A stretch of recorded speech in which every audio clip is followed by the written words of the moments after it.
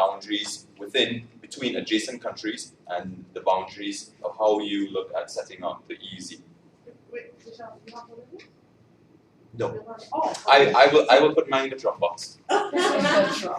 Yes. So I implore you to please pay attention. You can ask me questions. Okay, so what is the EEZ, the Exclusive Economic Zone? Well, Raisa touched on it, and I will just briefly now, without having to rehash. It's an exclusive economic zone. It's a sea zone prescribed by the United Nations Convention on the Law of the Sea. The state has special rights over the exploration and the use of marine resources, both living and non-living, and it stretches out from the baseline out to 200 nautical miles from its coast. So we're all familiar with these terms now. Again, similar to Raisa, we have the same diagram. You have the territorial waters, your contiguous zone, and your exclusive economic zone. And underneath that, you have your continental shelf, which is possible. Some continental shelves, depending on their breadth, can extend beyond 200 nautical miles, up to 300, 400, and this is always a contentious debate between some nations who would like to exploit the resources within the continental shelf. Historical background, it was mainly, the EEZ came out mainly because it was endorsed by many African and Latin American states to resolve conflicts in the 1970s. Development in technology had increased the capacity of developed nations to fish further out at sea, in terms of trawl fishing, refrigeration, fish factories on board of the ships itself. And so what this led to was a depletion of fisheries off the coast of developing nations, the poorer nations. Developing countries argued that the more developed countries, with less than 1/3 of the world's population, had actually captured or taken 60% of the world catch of fish.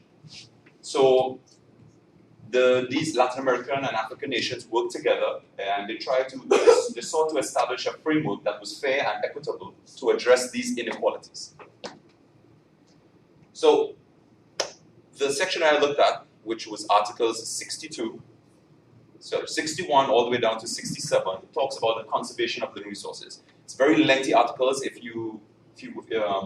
I tried in a good way to condense the information so we capture the important information. However, if you want more in-depth reading, I advise you to please go to the UN clause, United Nations Charter on the Law of the Sea, and read some more. So basically, Article 61, which talks about the conservation of living resources, these are the major points. The coastal state shall determine the allowable catch of the living resources in its EEZ.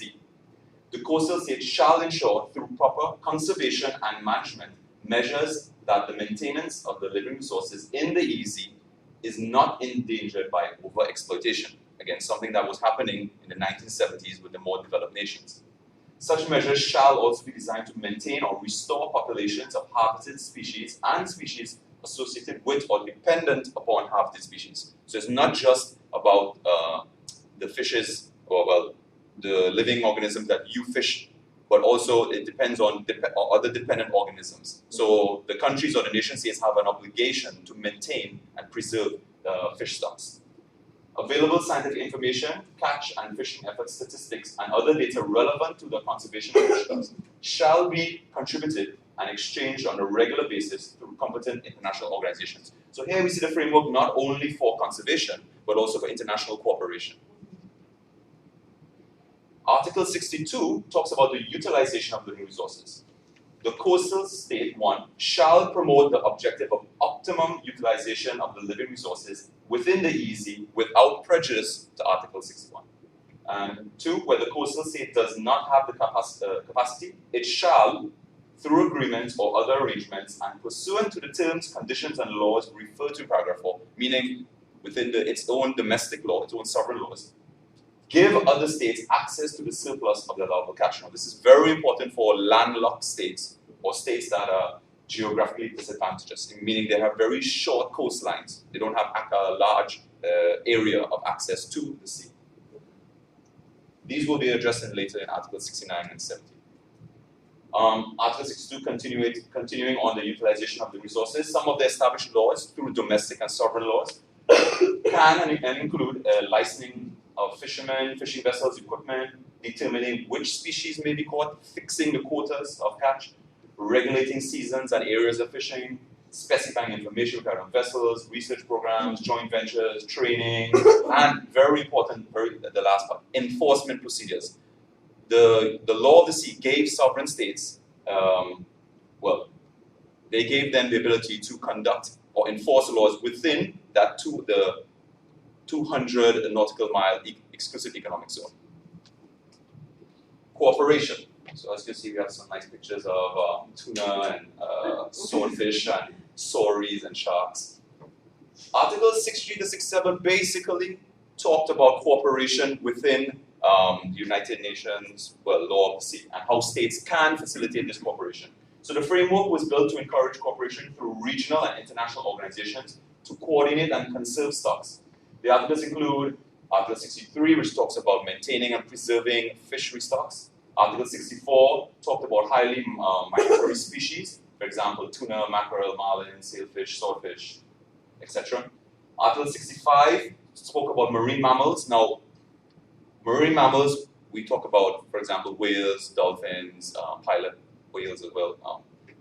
The name of the species is cetacean. I can't pronounce it well. Cetaceans, I think. Cetaceans. While it doesn't prohibit, now this is very important, while it doesn't prohibit, it seeks to encourage conservation management and study. There are some states, and I'm sure you're familiar with whaling nations, for example, in Iceland, Norway, Japan in particular, that seek to circumvent some of the conservation procedures by they fish whales under the guise of scientific research. If you do some reading, you'll probably find some very horrific things that they do. Article 66 and 67 talk about anadromous fish and catadromous species. And for those of you who are not familiar, I wasn't familiar as well. Anadromous means fish that migrate from the sea into fresh water to spawn. For example, some salmon species. And catadromous species talk about fishes that migrate from fresh water into the sea to spawn. So what happens is that the anadromous and catadromous species, the Article 66 and 67, try to allow for cooperation between nations where migratory stocks of fish actually cross nation borders, or I would say the exclusive economic zone. So it gives them some sovereign right, or at least some influence in terms of preserving and maintaining those stocks. One case study that I looked at was the Volga case. Now, just to give you some background on what the Volga case is, it happened in 2002. A long-line fishing vessel under the Russian flag, the Volga, was detained by Australian authorities a few hundred meters outside of its exclusive economic zone. The vessel was reportedly engaging in IUU, which is illegal, unreported, and unregulated fishing of Patagonian toothfish. Now, Patagonian toothfish was a species of toothed fish that has been protected under certain sub-regional and regional laws because of its depletion. They're suffering from a depleted fish stock because of overfishing, overexploitation. Russia resorted to litigation against Australia, however, for the detainment of the ship under Article 292 of the ITLOS, which is the International Tribunal of the Law of the Sea. Within the United Nations, there is a special tribunal that arbitrates between cases of disputes in nations. And it sought to prompt release of its crew and members of the vessel under that article. The arguments? Well, Russia said that, argued that the Australian authorities tried to enforce a non-financial condition via something called a VMS, Good Behavior Bond. The VMS is called a Vessel Monitoring System. So, if you guys are familiar in the USA when they put a monitoring tag on your foot, it's something similar to that. They wanted to put something called a vessel monitoring system onto the ship so they can then follow and track the ship to see whether or not it was infringing upon its exclusive economic zone. So Russia said that was illegal under the breach of Article 73. Australia argued that depletion of the Patagonian toothfish is an international environmental decision. It is obligated.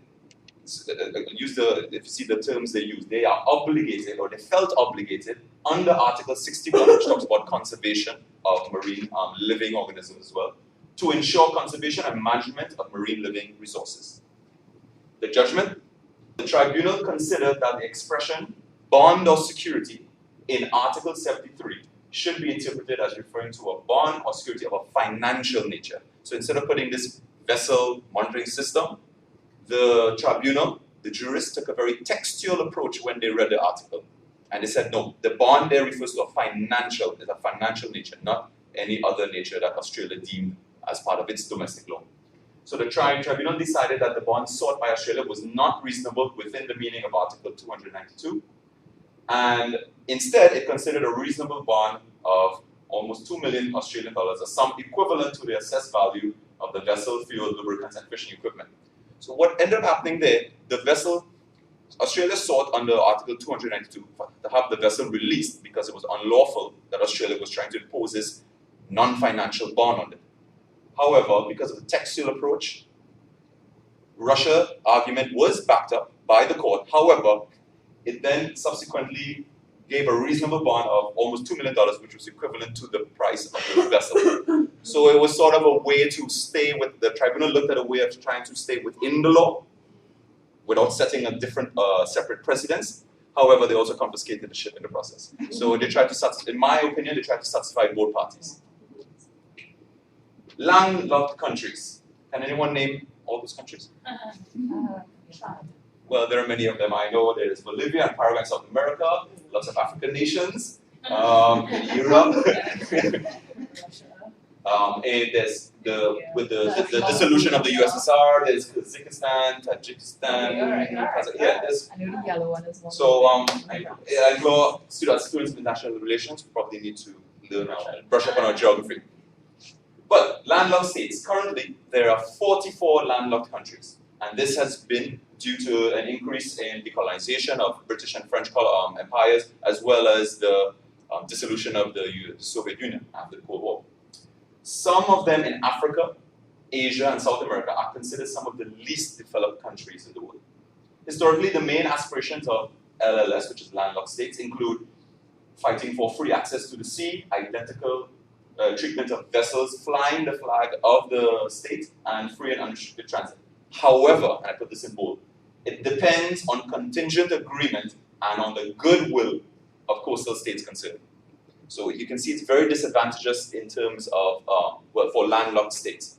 It depends on not only the goodwill of the coastal state, but does the coastal state have the infrastructure to allow transit between the landlocked state to the sea? Sometimes it's possible that for very undeveloped countries that are landlocked, adjacent coastal states are also very poor as well and don't have the proper infrastructure to allow that free transit.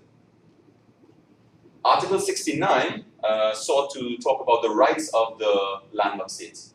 The landlocked states shall have the right to participate on an equitable basis in the exploitation of an appropriate part of the surplus of the living resources of the EEZ, of coastal states of the same region, taking into account the relevant economic and geographical circumstances of the states concerned. So again, if the adjacent states were poor, it's very difficult for them to help or at least make some kind of bilateral, multilateral agreements to facilitate that free transit of movement. The terms and modalities of such participation shall be established by the state. Why have you highlighted surplus? Because in my readings, if you go back to Article 62, utilization of resources, it gave the state, the coastal state, the sovereign right to maximize its utilization of living resources. So if I am a sovereign state and I feel that, well, I'm maximizing my utilization of resources for fisheries, maybe deep sea oil well drilling.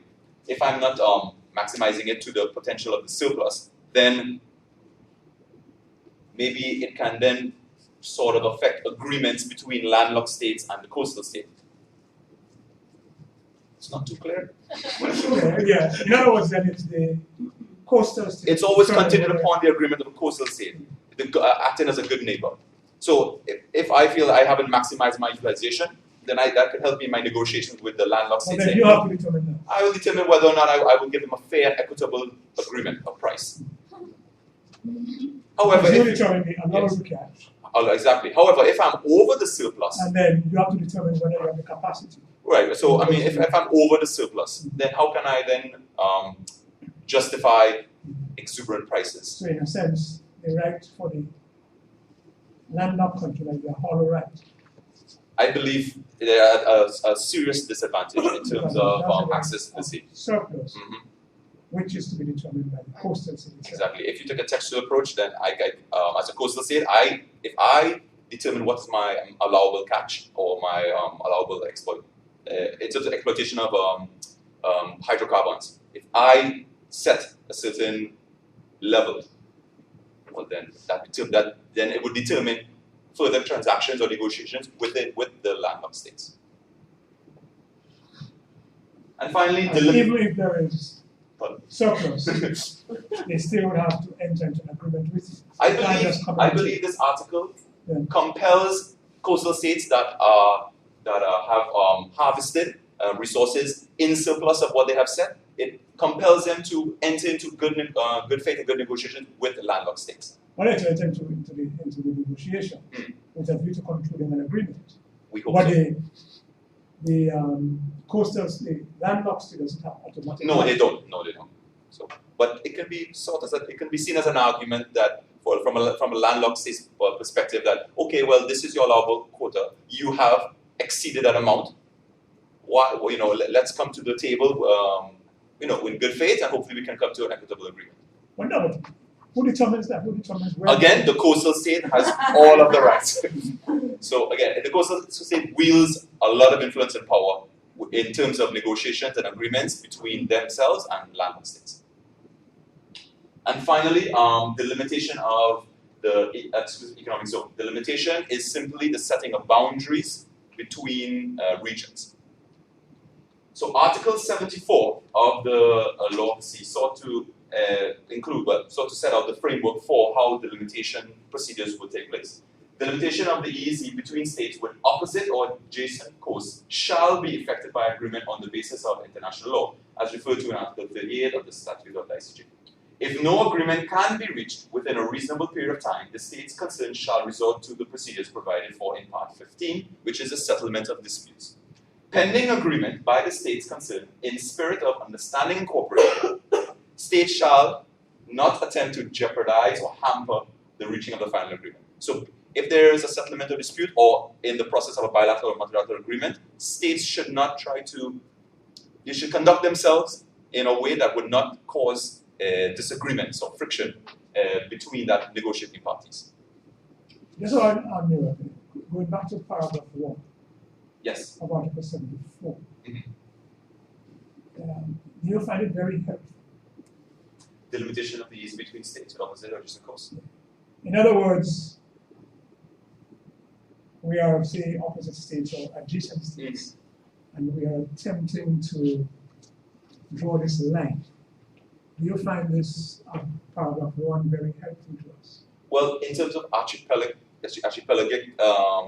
islands and neighboring countries, it does give you some framework of how to go about. Let me put it another way. Okay, if we are thinking of delimitation, now what's the first thing that would probably come to our mind?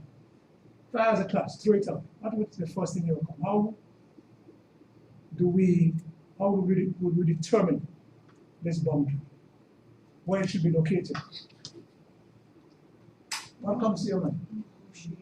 First of all, from baselines, they would look at baselines. Yeah, well, we have the baseline, but we have to now construct that Mhm. line that will separate your EEZ from my EEZ. Mhm.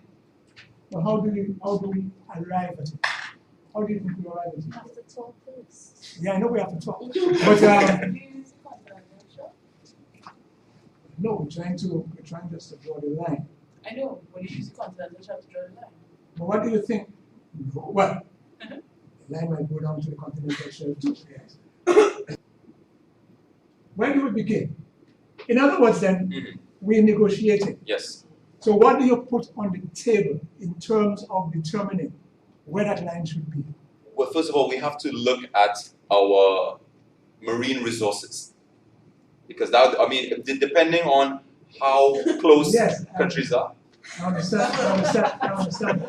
But we have to go to the negotiation with certain proposal. Mhm. Yes. So what would be that proposal? I mean, in other words, and you're going to say, Just a quick question before you explain. yes, reason. Either states were opposite, but within a 200-mile Like nautical Trinidad. mile. Yes, in other words, then they do not have the full 200 200. miles. There is overlap, so Yes. they have now to delimit. Well, yeah, that's right. So what would you say? What is that? Sharing Sharing, yeah. Well, I know it's and cooperation. what you're, Equidistant. yes, that's right. You see, you have first of all to try to determine what method, because delimitation is about method. Yeah. What method are we going to use for us to determine where that boundary should lie? So in terms of what you bring to the table first is what we have to have Now, agreed I would come now, methodology. and of course, I have in my mind, my position, what method we should use. Mhm. But you may not agree with the method. Actually, you Like will I'm see this in proposing. the case study. And so that's what I'm follows. talking about. Yeah, yeah, yeah. But going back to your said before paragraph one, Yes. is there any mention No, of any method? no. Just A method instead- is not stated. What is highlighted there? Equitable. Equitable solution. Equitable solution. So in a sense, you're looking at the result that you're trying to get rather than method. But then how do we arrive at this equitable solution? 74 doesn't really tell No. us. Yes. This is a problem. Thank you, Mr. Francis. So looking at the case study, Trinidad and Tobago and Barbados delimitation. So if you can see the maps are very small, but I'll try to explain it. This here was the contention. This is Trinidad. Trinidad's claim or its boundary was the green arrows. So here, this is Barbados here, this is Trinidad from Tobago. It said that the equidistance between Tobago and Barbados should be the delimitation for the western region.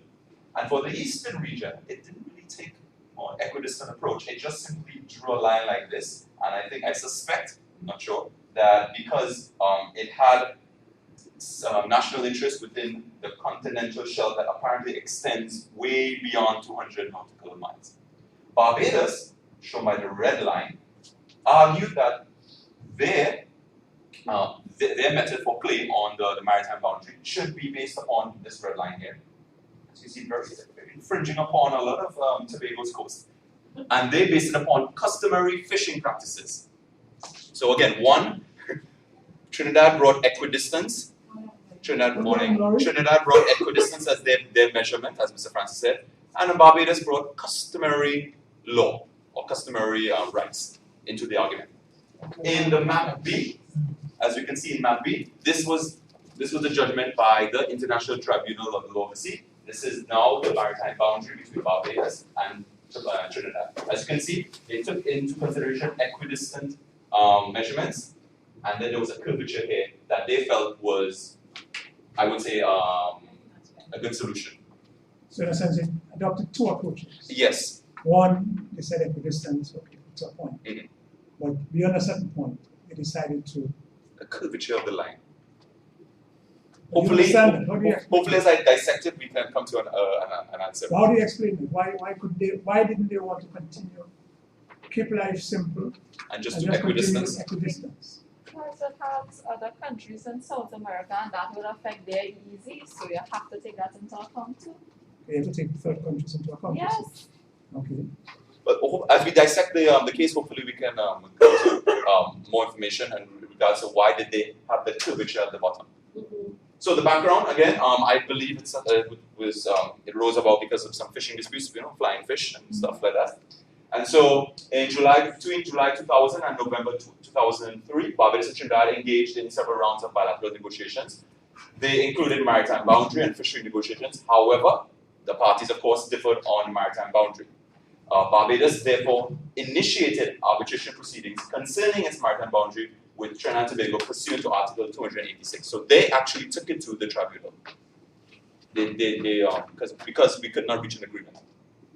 The arguments, the two central arguments, again, in the western area, as I showed, Trinidad argued that the delimitation line should be the equidistant line between its opposite coasts, while Barbados argued that this line should be adjusted to accommodate its traditional fishing activities.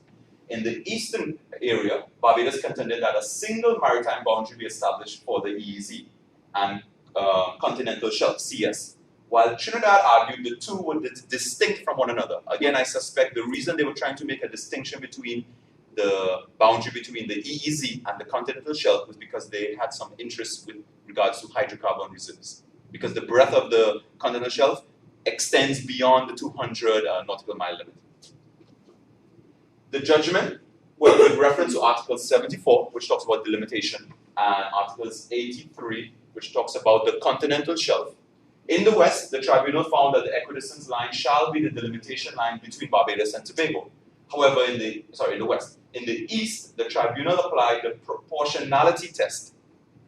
Again, I'm not too familiar with how they concluded that, but they concluded that the bending of the equidistance line reflected reasonable influence of the coastal frontages on the overall area of delimitation. Does that answer our question on why there was a curvature? Well, yeah, we still want to. Amanda wants some further explanation. Proportionality test. What is proportionality? What is that? I'm guessing because the equidistance line. I'm guessing it, right? The equidistance line, if drawn as a straight line, would give Trinidad maybe an advantageous or disadvantageous access to the continental shelf. So I'm guessing proportionality there is taken into consideration the extensions of that continental shelf. What proportionality, but I mean, with respect to what? With respect to... Okay, you have introduced a concept Yeah. of proportionality, but with respect to what? I suspect, first of all, in consideration with the exclusive economic zone, in conjunction with the continental shelf. I'm thinking that's what they determine as fair. No, I mean, that's what they limited. The proportionality, the concept of proportionality. I think we go back With respect to what? If we go back to the diagram here, you see these lines, they were kind of doing equidistance lines, I guess. Up to this point, and then they went like this. Yeah. That's what But the proportionality would be with respect to the coastline. Coastline. So they would look at the Trinidad coastline, the length of it, vis-a-vis the Barbados coastline. And they would find that in the relevant area of delimitation, the Trinidad and Tobago has a longer coastline than that of Barbados. And they would say that by virtue of that fact, the area of waters accruing to Trinidad and Tobago should be somewhat larger. In other words, then, to arrive at an equitable solution, they take all the relevant considerations into account. So they say, look at the length of the coastline. Look at Barbados. Trinidad has a longer. So in a sense, if you like, they haven't completely abandoned the equidistance line. They have modified it so that they could try to arrive at this equitable thing. So all that to make the point that equidistance, you see, this is what somebody was saying. Yes, it's you. It has to be Amanda. It has to be Amanda. Equidistance.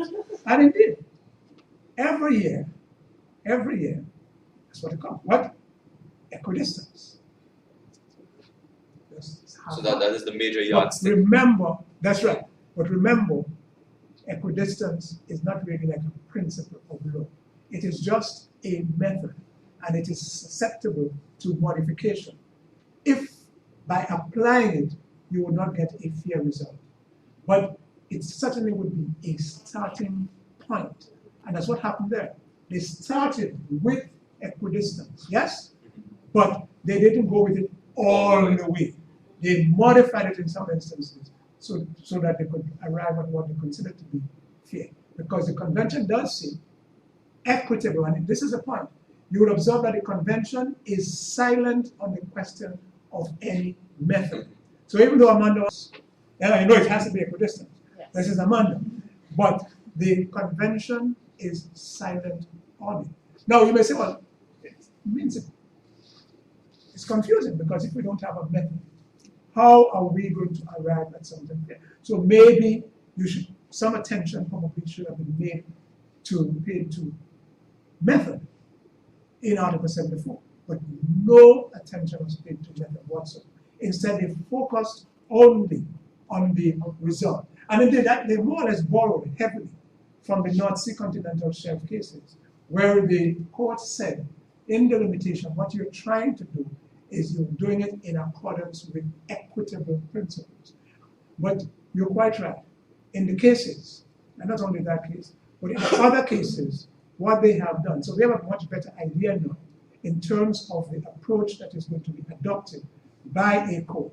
We can start with equidistance. And as we go along, we may probably modify it in order to arrive at our equity. But you must begin somewhere. You must, Vishal, begin somewhere. So we are going to begin with the equidistant. But we wouldn't stick to it slavishly. We recognize that we may have to modify in certain instances so that we can arrive. So it's a little uncertain. Somebody comes in and they ask me, what is, how do you think?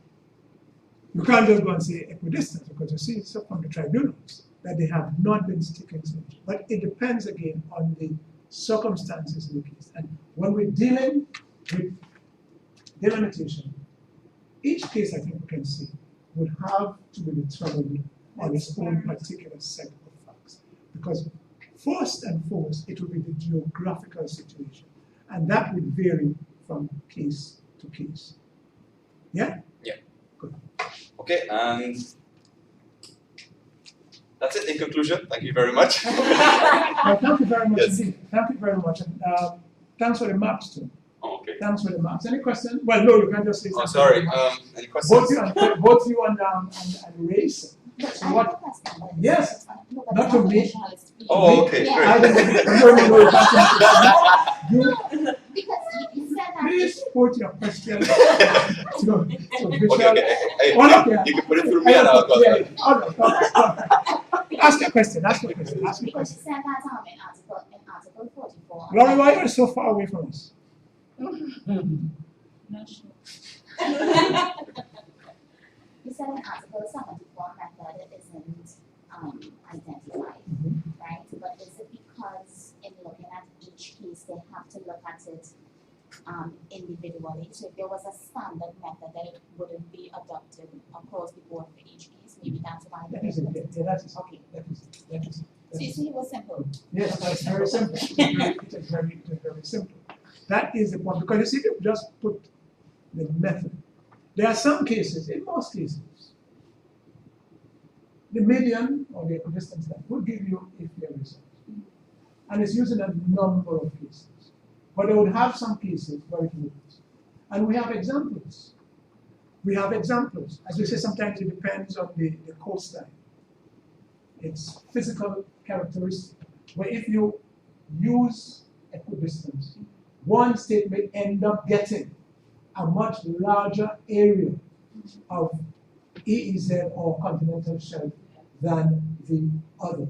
For example, well, this was the continental shelf, but it's a similar situation. In the continental shelf, it's definitely continental shelf. But they are very similar. And indeed, when one country was saying just do continental shelf and let's treat them separately. I think they decided we will treat them as one. Take them both continental shelf and exclusive economic zone as one unit. I think this is there. In the continental shelf case, that was continental shelf. The problem there, you have three countries.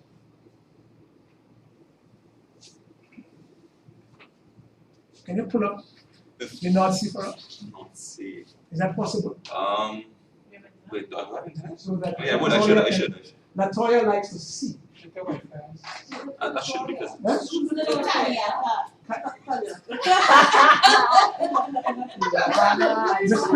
The spirit likes to see Tanya. Miss Tanya, her name was Jane. It's a little bit of Tanya. Not see? 1 second. Is it possible? Yeah, it's possible. Yeah. That's why we have competitions on all these.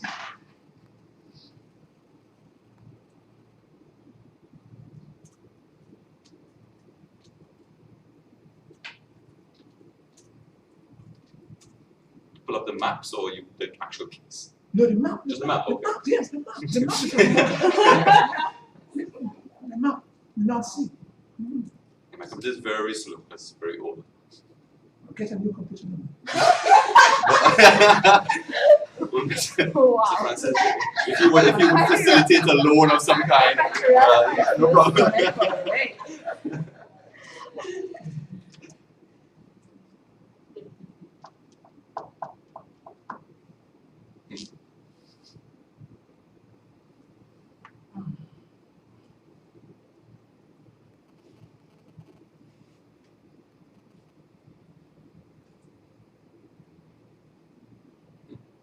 Would it help if you use Jerry's computer? Um, Not really. wait, hold on. Alright, we got this. Images. Yeah.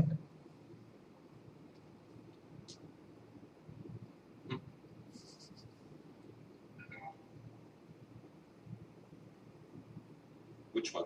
Ah. This one or this one? This one or this one? This one has some boundaries here. I think that one. Yeah. This one? No. Any one of them. would Yeah, do. that one Any of because them. it has the music. Yeah. Countries. Click on it itself. Click on the picture itself. It's supposed to come up. Click on. The problem was what I want to see. Anyone that will show me Denmark, which is up to the north, I think that one. then the Netherlands, sort of and Germany in the Netherlands, somewhat on the south. Straight to the place. You What sure? do you have it? Why are you moving? No, you know what? I'm just gonna go back. I'm just gonna go back. Page with the pictures. Yes, you have the thing. I don't know you. Yeah, okay. Yeah. There you go.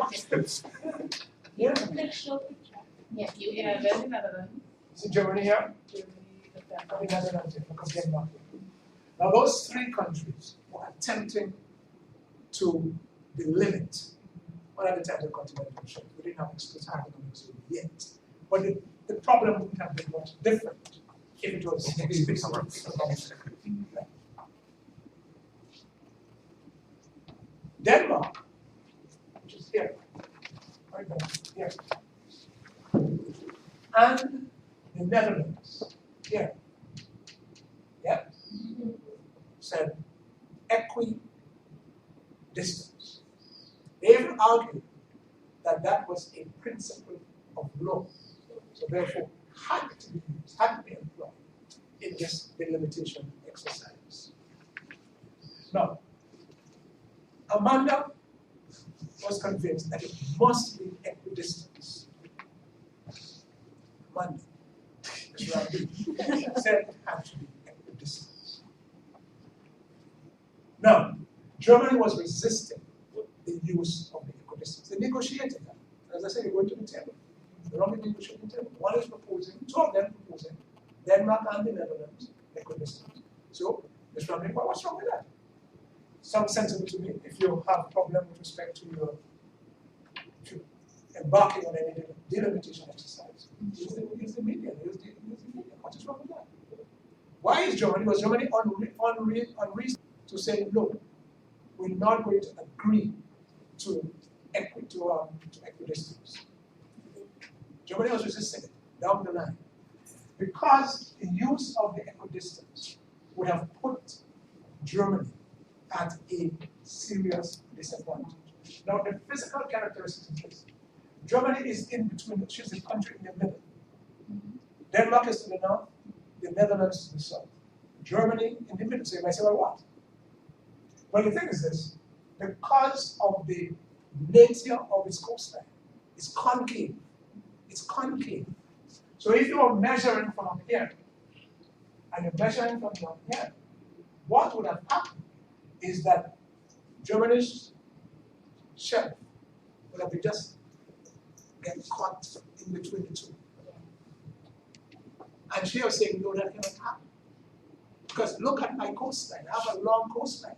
But yet if we use the equidistance, the area of shelf accruing to me will be much smaller than that of the other two countries. So we cannot agree. And indeed, the court more or less went along with Germany's argument. Although Germany was saying we need a fair share of the share. And the court was saying, no, we're not in the business of sharing share. We don't share. It's not for us to share. You have a shelf or you don't have a shelf.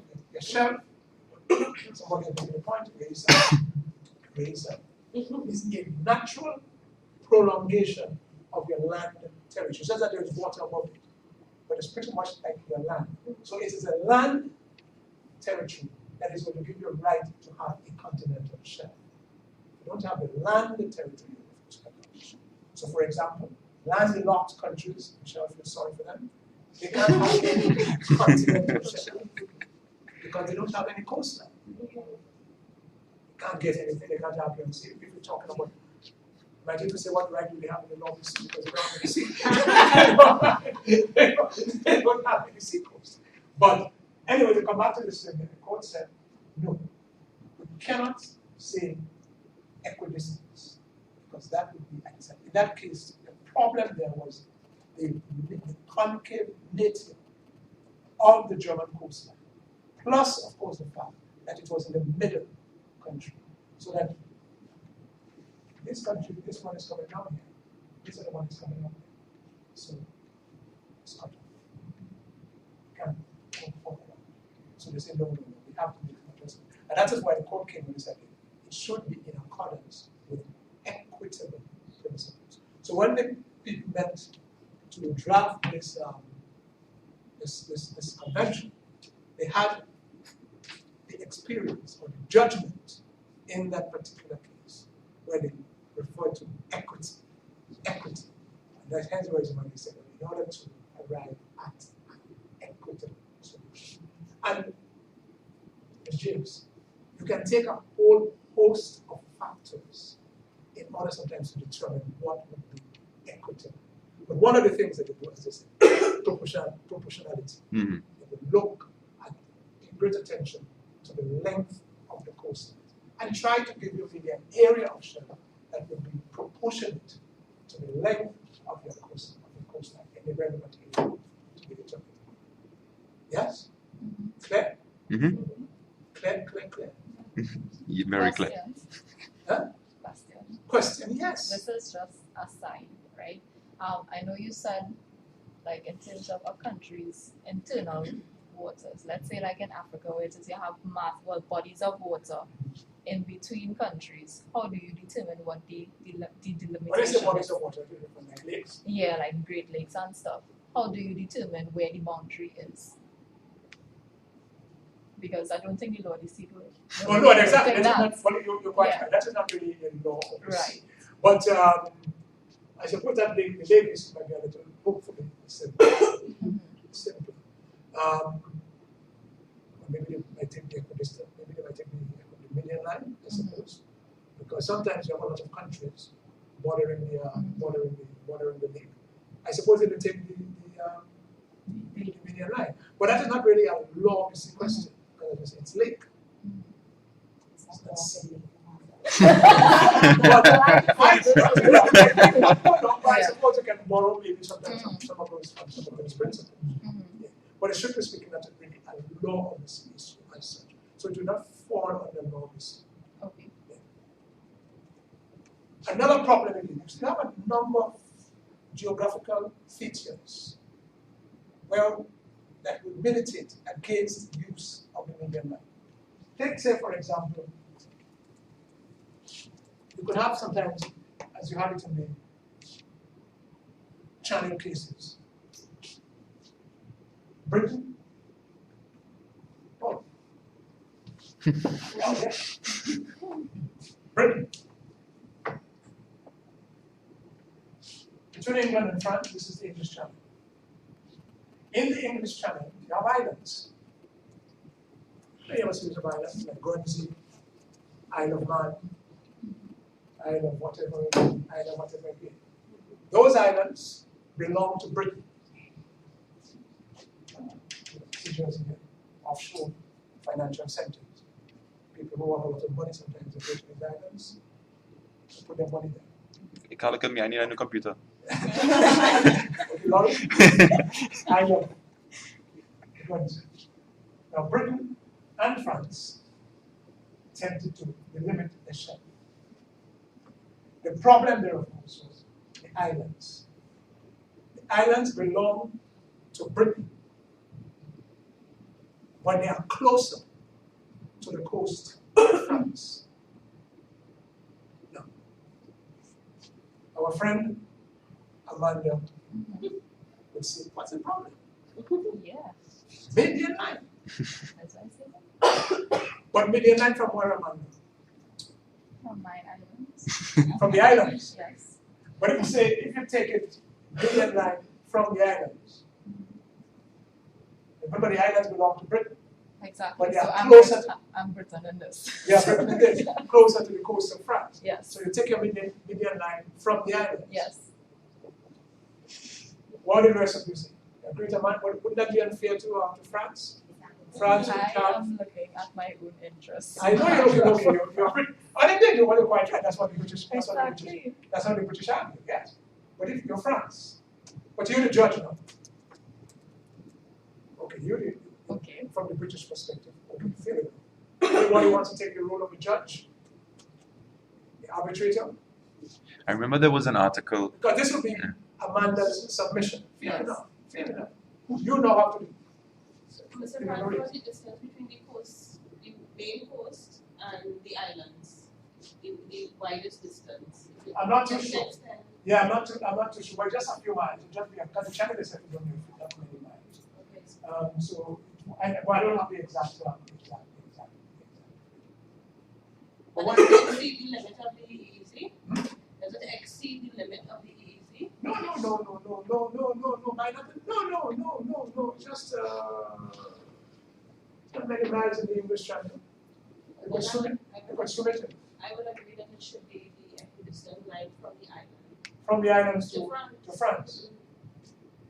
Okay, so you're agreeing with Amanda. I think you also have to take in consideration whether the islands are inhabited or not. You're there, most of them are inhabited. Okay, because if it's just islands that can't support any life, then what jurisdiction do you have over You would there? ignore them. All right. That's what you're saying, you would ignore them. Well, I wouldn't if the islands are unmanned and uninhabited. Then how can I then? But it's yours, it's an island. Yeah, but how can I extend the baseline from that island if it's just a rock Uh-huh. that can't support any Okay. life? Oh. Okay. But states sometimes claim exclusive economic zone and continental shelf for what you call a rock. And yeah, it cannot support any life. Cannot support any life. Yeah. And my baseline starts from that rock and does not give me an unfair. Well, Yes, not it does. unfair. I mean, Yeah, it gives you extra miles. Yeah. Yes. But these are some of the problems Hmm. that do arise. You see, that's right. That's how problems arise. One state is making a claim advantageous to it, but maybe disadvantageous to another state. And you know, as a trying to say, how do we resolve that? Well, I think it's quite a long story short with respect to the islands. You say, as you say, they're not mere rocks. You do have people. People in the island, but they tell you, rich people go there and they say they set up financial companies operating that arena. The nest egg, somewhere safe to put it. You could consider the Channel Islands, Isle of Man, Guernsey. Yeah? Just a thought. No tax, maybe you're not paying any much tax on it. Yeah? To escape the tax money. Yeah. You need these havens. Yes, Samantha? Tax havens. Yeah. So, what the court said was this. You can't really ignore the islands. You cannot ignore the islands because they exist. And by the way, international law does give a definition to island, especially for the purpose of the continental shelf and exclusive economic zone. An island,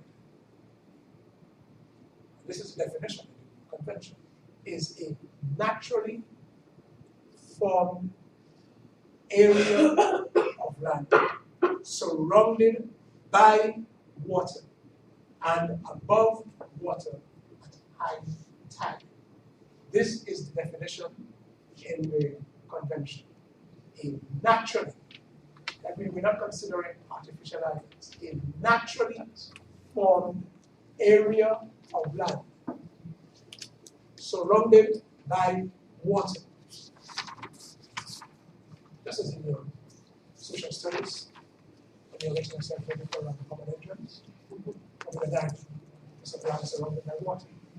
Naturally formed area of land surrounded by water and above, natural, so exclude artificial island. Surrounded by water and above water at high tide. It means you're excluding low tide elevation. So we sometimes you see that I talk about when the tide is low, and when the tide is high, it's submerged. We're not considering these as islands for the purpose of the notice. Naturally formed area of land surrounded by water and above water at high tide. And then it addresses Visuals, the point that Visual was making, there's another paragraph where it says rock, which cannot sustain human habitation or economic life on its own, will not be entitled to a claim of exclusive economic zone or continental shelf. You don't see that.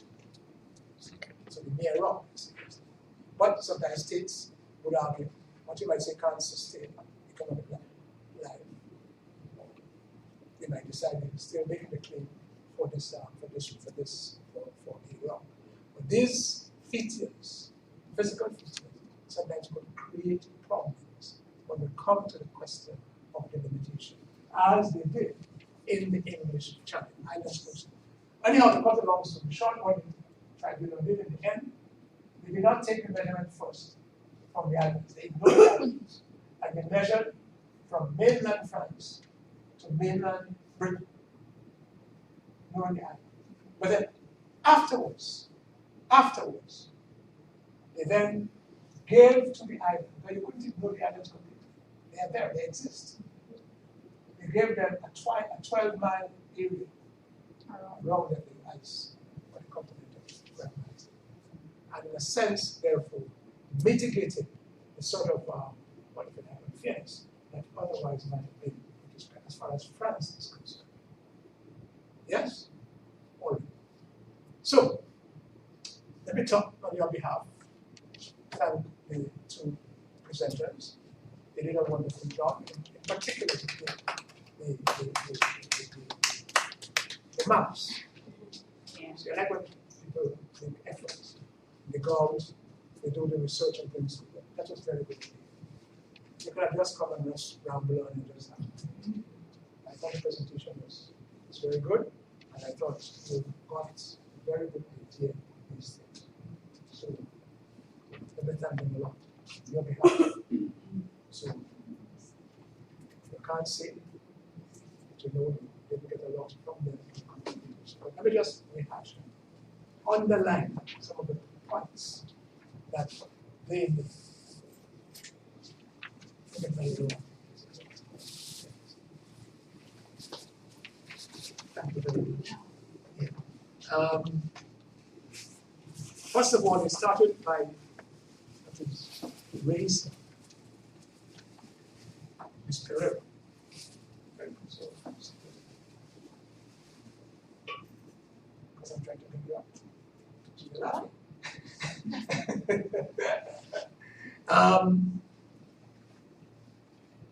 The nature of the rights, sovereign rights. It says, for the purpose, that phrase, proverbial phrase, for the purpose of exploring and exploiting, conserving and managing the resources lying within the country. In other words, that's the nature of the rights. These rights are resource oriented. They give a coastal state a right, exclusive right to the resources. I think somebody, one of them, Teresa, dealt with the background, with the history, even when they were dealing with the outer limit, where they said that it was not just an arbitrary figure. What did they say? 200. Why 200? I think it was Bishop made a point. It's just arbitrary. But first, the first countries to come up with this idea of this 200 miles. They didn't say exclusive economic zone at the time, but they made their claim. The Latin American countries on the Pacific coast of South America, Chile, Ecuador, and Peru. Chile, Pacific coast, Pacific. Yes. Amanda, Pacific coast, South America, Chile, Ecuador, and Peru. In the wake of the Truman Proclamation, they made a claim of 200 miles. They were not very specific. I can say at one point as they were claiming 200 miles territorials. Because then we didn't, this whole idea of exclusive economic zone wasn't with us yet. That came a little later. They were making theirs in the late 40s and the early 50s. Early 50s. Santiago Declaration, claiming 200. I think some of them, I think that's territorials. But their concern was about the resources. Continental shelf rights to the mineral resources. They, in a geological sense, did not have an extensive continental shelf because the waters close to the coast, they go to very, very, very great depth. So geologically, those countries didn't have a continental shelf. So they would not have benefited anything from Truman's continental shelf.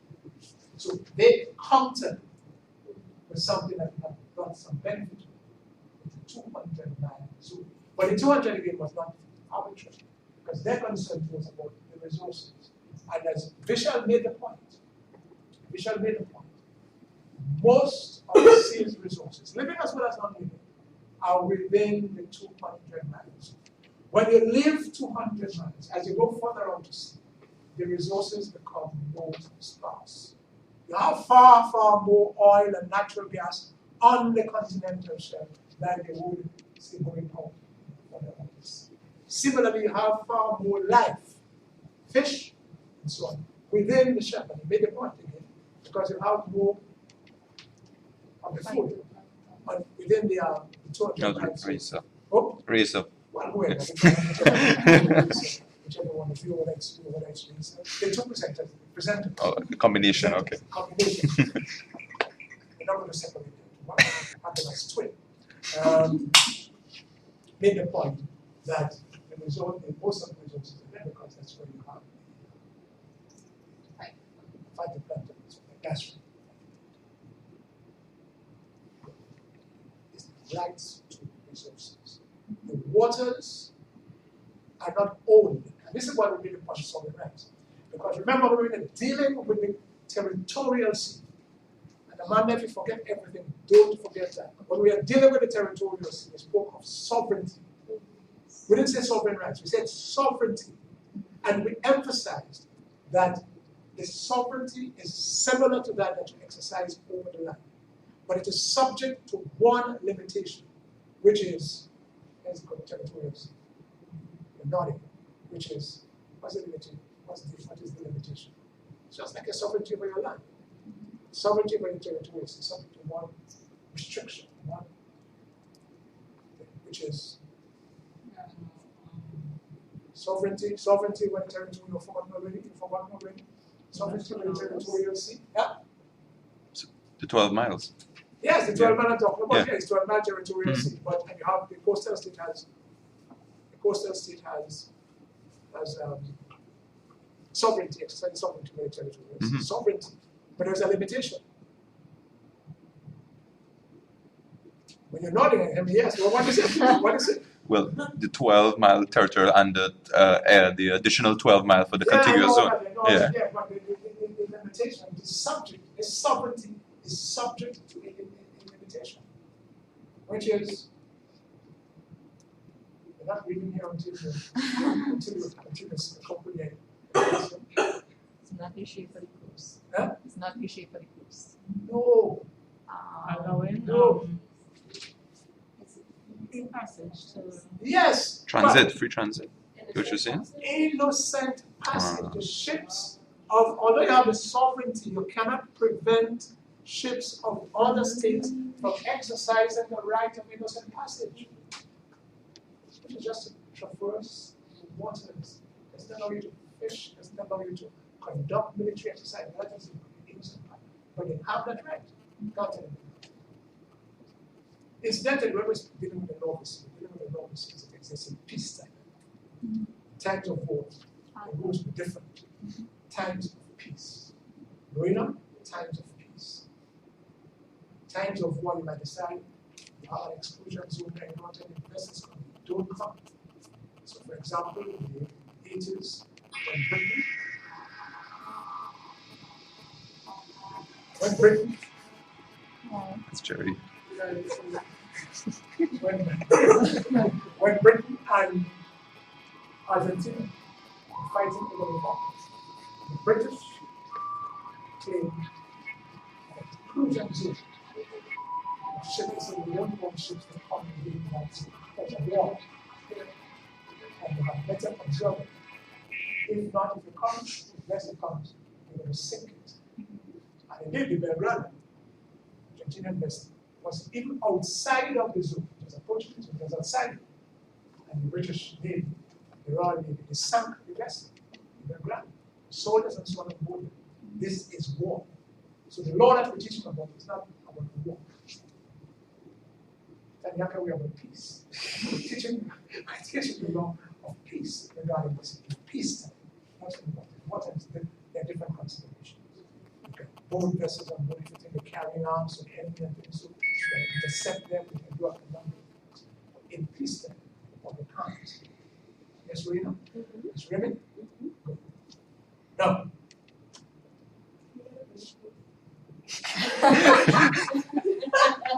Yes, let's go. Correct. 10 minutes now.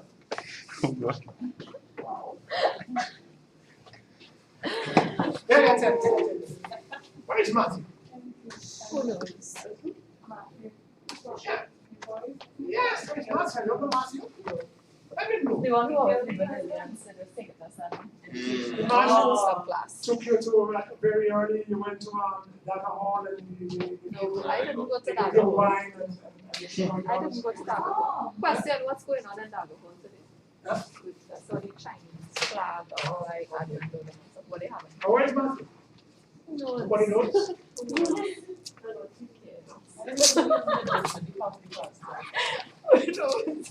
So sometimes it just shows up. Matthew's like It the best visitor. just pops up. He's in low class today. And then when they get Reference this it later on? No, you don't need it anymore. Leave it, okay, just ask it. That's enough. 10 minutes. Just enough time for me. Whose pen is this? Somebody's pen. That's what you're doing, not taking. Whose pen is this? That's your pen. No, that's not. No, that was on top of the table, I think. Just here. Okay. That's not another marker. Where is it? Yeah. Okay, looks. Need to reset. I don't know, I didn't remember, I just need to reset my. You're very feeling.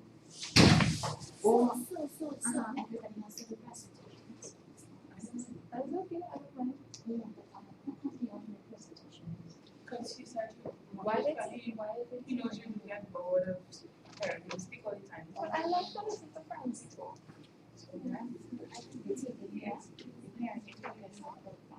So that's fine. Yeah.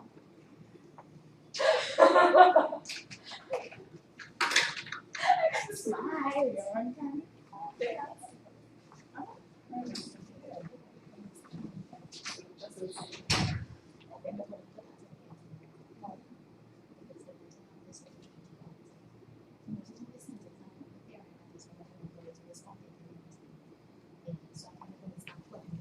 They put a one for Terry. They did. Okay, that's interesting. You got no? Oh, You what? see that? Right. No, I. So remember, I told you Jesse said he was supposed to come to class yesterday afternoon. Jesse left, right? I would think you would send me your information to put in the presentation when you reach home if there's anything. I was going to sleep after 12. nothing from him. I just waited because I am not running down anybody. So I sent an email 5:30 this morning. Can you kindly send your references as well as the information to be included on the presentation? I got an email 7:30 with the information. So, cool. So I will do that in the 2 hours after this class. I will do it. I'm not stressing because if I stress, F-bombs will rain. F-bombs. I don't want F-bombs. I don't want that. See how I see when I can't hear how you talk about nonsense. I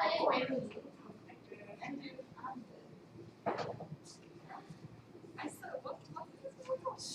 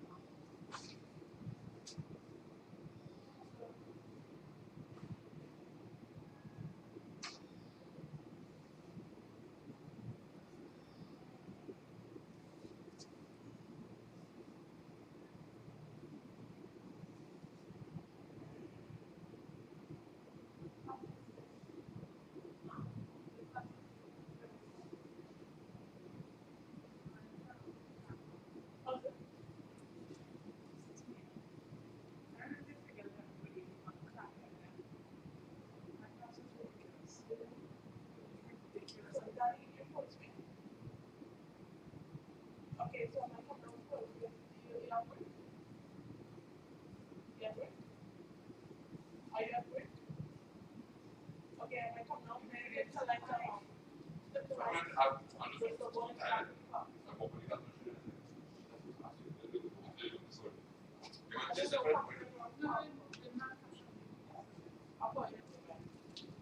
just check.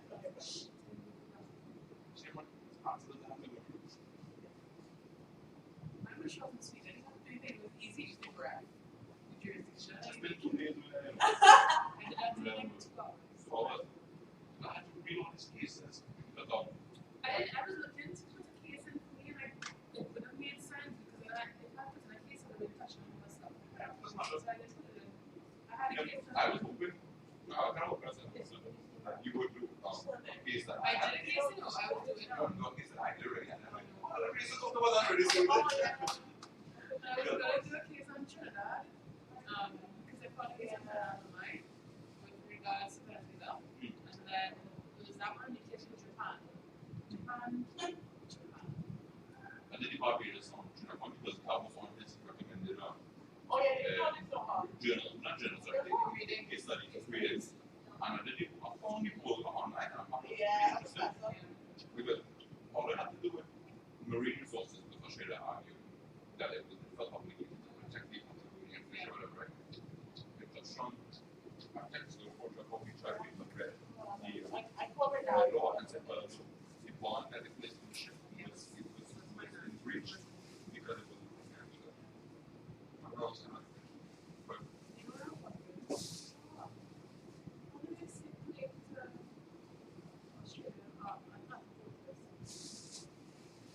Australia has been part of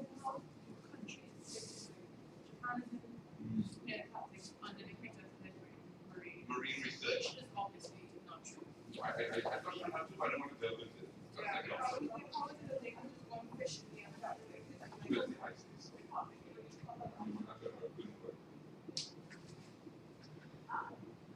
now, there was a convention on whaling that specifies that because of the populations and species that they were for hunting.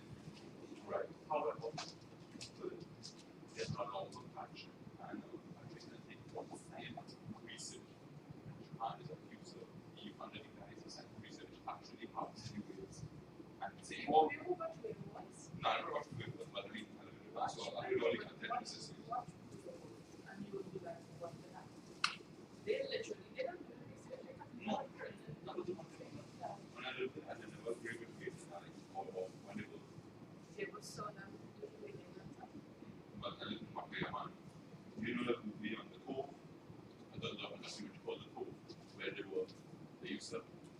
corral dolphins in the bay, kill some of them, or either sell some of them to they call it physical dolphins and also practical dolphins to sell to programs. That Not even they don't they call that area red bay? It's a little bay, and it's in that little town that the Indian prefecture. So there was one time I visited with two friends, and they're very suspicious of foreigners. Because they're very suspicious of foreigners coming to the town because all the attention that was drawn upon them, it's a whaling town, and also they capture those. But historically, I've seen this stuff. the toll, yeah, I want to experience it. And then where's the Pope, yeah, because actually, I know there's a nickname they call it red bay. probably the Yeah, it's the water is literally red. Corral that have been netted around so you can get out. So they have to come to sail, and then the rest they will. at least the Alaska is nice. They end up very Okay. They don't like corral and have a panic and stress and all that. I think we ready now, Lisa? I just needed to reset my brain. Yes. You did have 20-minute presentation, you got tired. I have to do mine for 3 hours. Huh?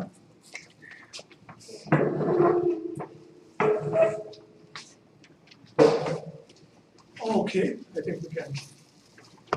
So, oh yes. The nature of the rights. Something like the rights or candidates are resources. Give the person state exclusive rights. And the resources we're talking about, living as well as non-living. Living resources, non-living. Oil, natural gas, mineral resources, fish and so on. Somebody made a point, like the reason, making the point. Exclusive economic zone. We didn't work with the superadjacent waters and the submarine physical things. Waters as well as the area below the waters itself. So the superadjacent waters, waters lying above the ship. One of the presenters made the point. Smoky didn't take him up on that. Didn't ask any question.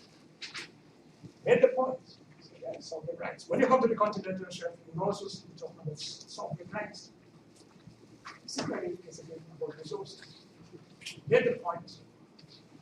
Look, the up to 200 nautical miles, and incidentally, when you're speaking of 200 nautical miles, that's the exclusive economic zone, 200 miles. But remember, you just don't say 200 miles. I want you also to say, measured from the baseline. All our measurements are from the baseline. Remember we are dealing with the territorial sea? We drew the baseline. In Vishal's map, who did the map? Vishal, The Barbados Trinidad. both of them did the map. Okay. She did map well. Yeah, we did maps together. Yeah, both of you did. People get it. They did the map, yes. Showed you the baseline.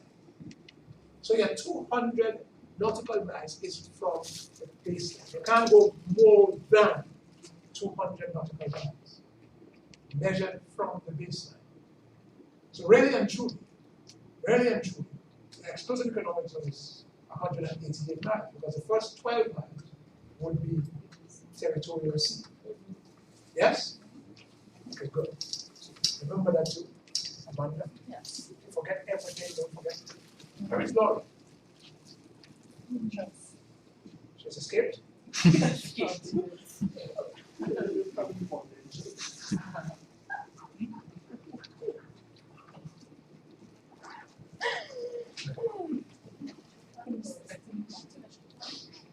Very importantly, raised the delta into the question of the jurisdiction. Coastal state within its exclusive economic zone has jurisdiction with respect to scientific research, subject to Part 50, Part 50 years of the convention. Jurisdiction with respect to artificial islands, because sometimes with respect to exploiting for resources, sometimes they set up these great artificial islands, almost huge. In Dubai, but it doesn't make islands. Yes. Islands. And also jurisdiction with respect to environmental issues. Some question, I was talking to Michelle about the other time, but I still trying to understand, he explained it very well. Did I? Okay. The Antarctic waters, how is it that countries can go and fish there in those waters without any kind of reprimand? Antarctica, you mean? Yeah. Antarctica. Exactly, yeah. Okay. Well, It's high seas, I think. this is the situation Which makes sense. with respect to Antarctica. There are few countries which they claim to certain parts of Antarctica. And there exists a treaty regarding the use of Antarctica.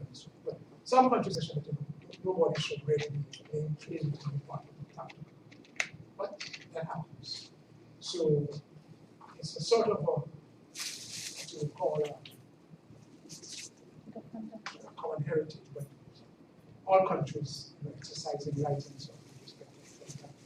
But the answer to your question is that is governed by that particular. There was a 1959 treaty that which was extended that would regulate activities regarding Antarctica,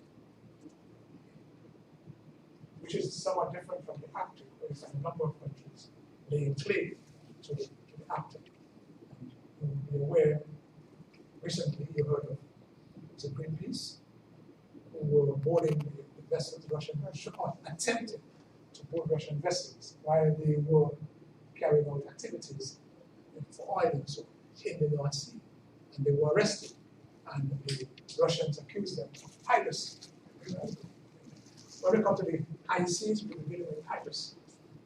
The pirates you have off the coast of Somalia, you know, piracy, international law, it's piracy, pirate. Like Japan. Yeah. I have a huge issue with Japan and their whaling. They go and they whale in Antarctica. Yeah. And the guys have it being done through research. But nobody really questions the legitimacy of their activity. Okay.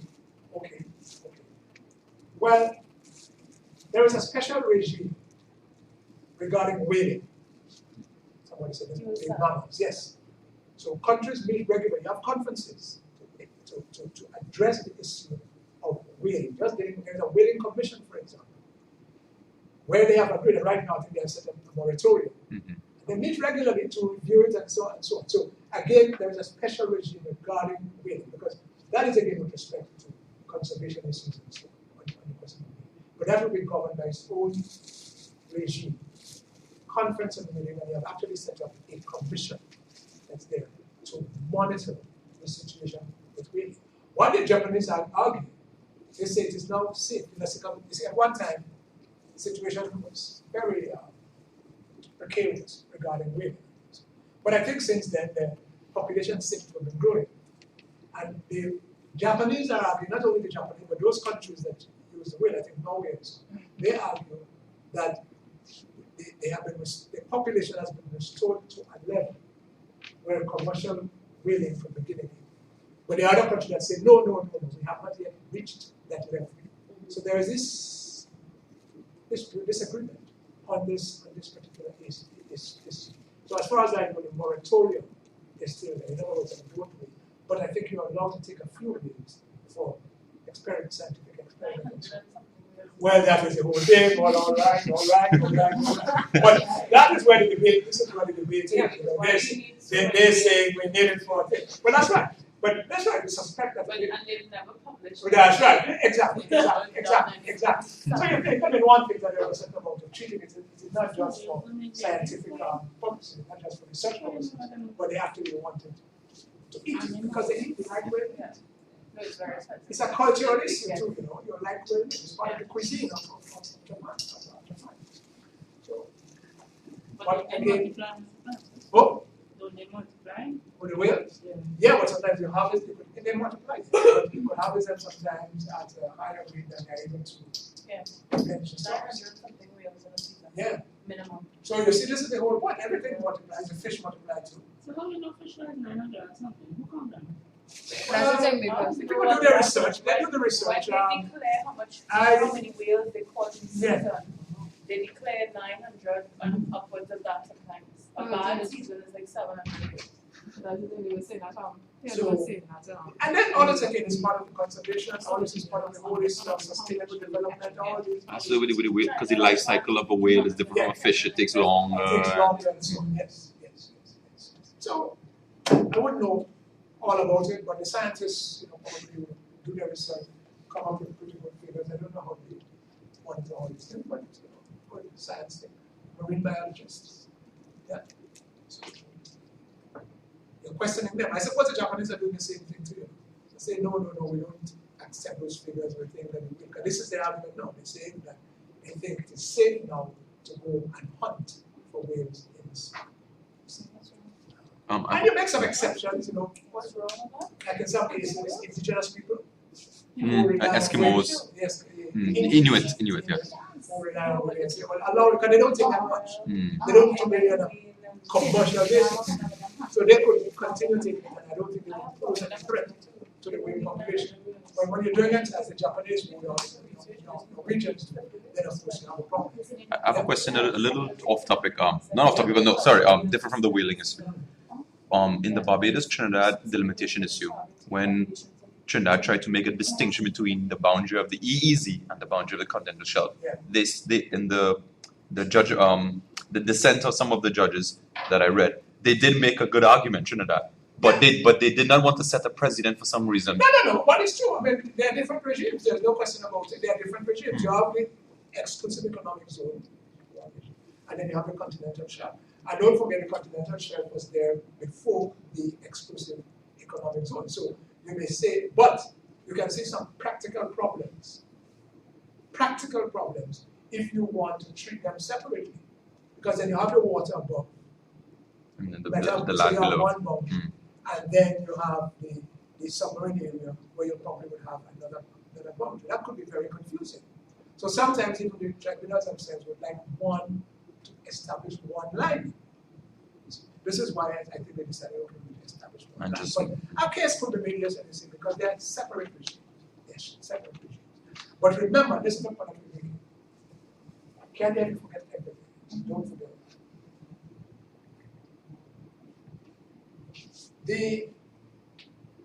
What he has to tell you. Why didn't we simply see? Now we have it about 1715 because we have not yet come to continental shelf. But we had a continental shelf before, which itself deals with resources. But the focus with respect to continental shelves, mineral resources, oil, natural gas, and so on, lying on the continental shelf. Always remember when Truman issued the proclamation, he made it clear that the water column was separate and distinct from the continental shelf. Truman made it very clear. He said the waters above will remain as high seas, but down below the resources should have a special regime, continental shelf regime, where the coastal state will have sovereign rights to the resources on the continental shelf. Well, then again, you have later on the exclusive economic zone, championed mainly by your developing countries.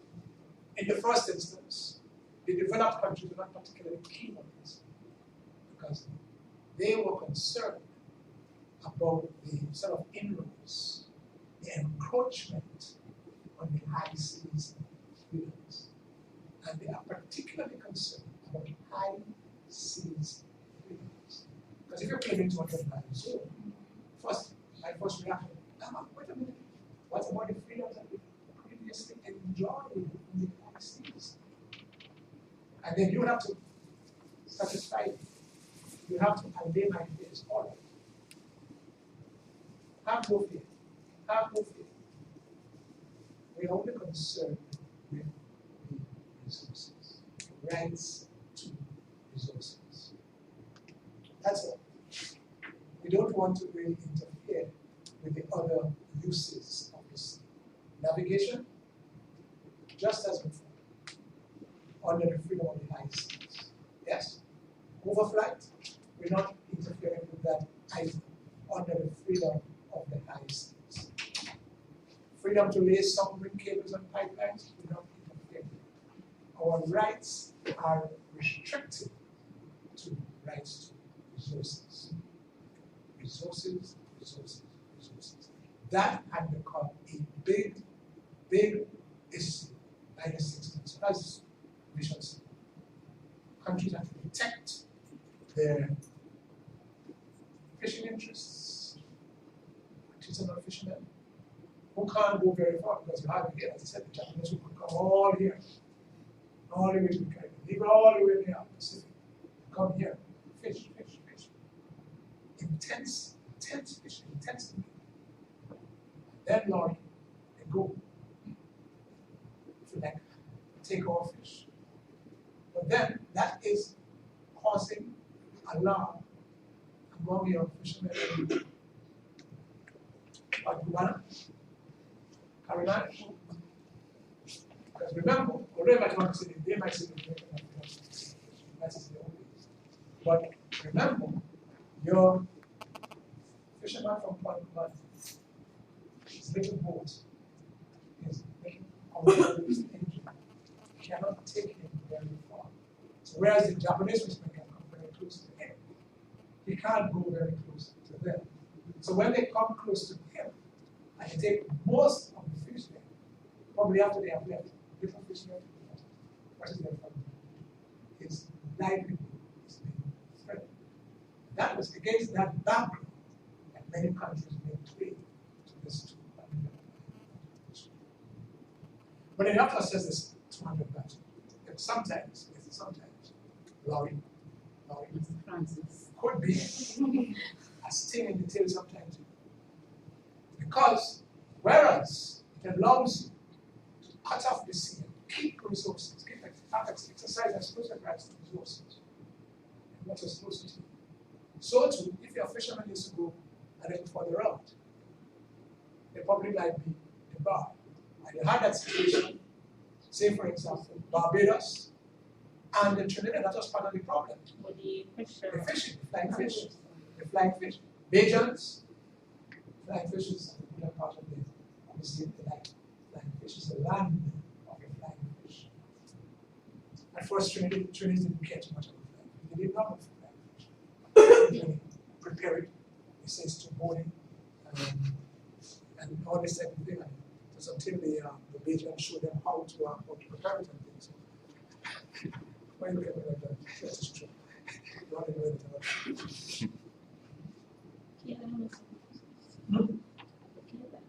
Yeah. So they used to come close to Tobago, fish, and go. Now remember, they were doing that. That's another Caribbean country. This isn't any far away country. But Trinidad has a right to exclusively come to a right to all the fishes within its waters. And they were telling the region, we can't just come like that. If you want our fish, you can't fish off Tobago. Yes, you might have been doing it for years and years and years, but it's a newborn game. Okay, Bishop? So you will have to sit down with us. We just have to continue coming. Trinidad might say at some point, no, we think, because the Tobago fishermen are saying, fine, we can save less flying fish. Maybe there is overfishing. Maybe what is there should be just for Tobagonians. I think the Tobago fishermen also complain because that would have been a source of their economic resources as well. Yes, that's right. And they say, well, they have to protect us because we probably, our livelihood is being threatened. You get the point? Yeah. So the Bajans could have come before. But now, changing the law. So you can't just come. Okay. That's the case now where somebody wants to come into Trinidad waters. But Venezuela. What are we trying to do? Taking the Caribbean.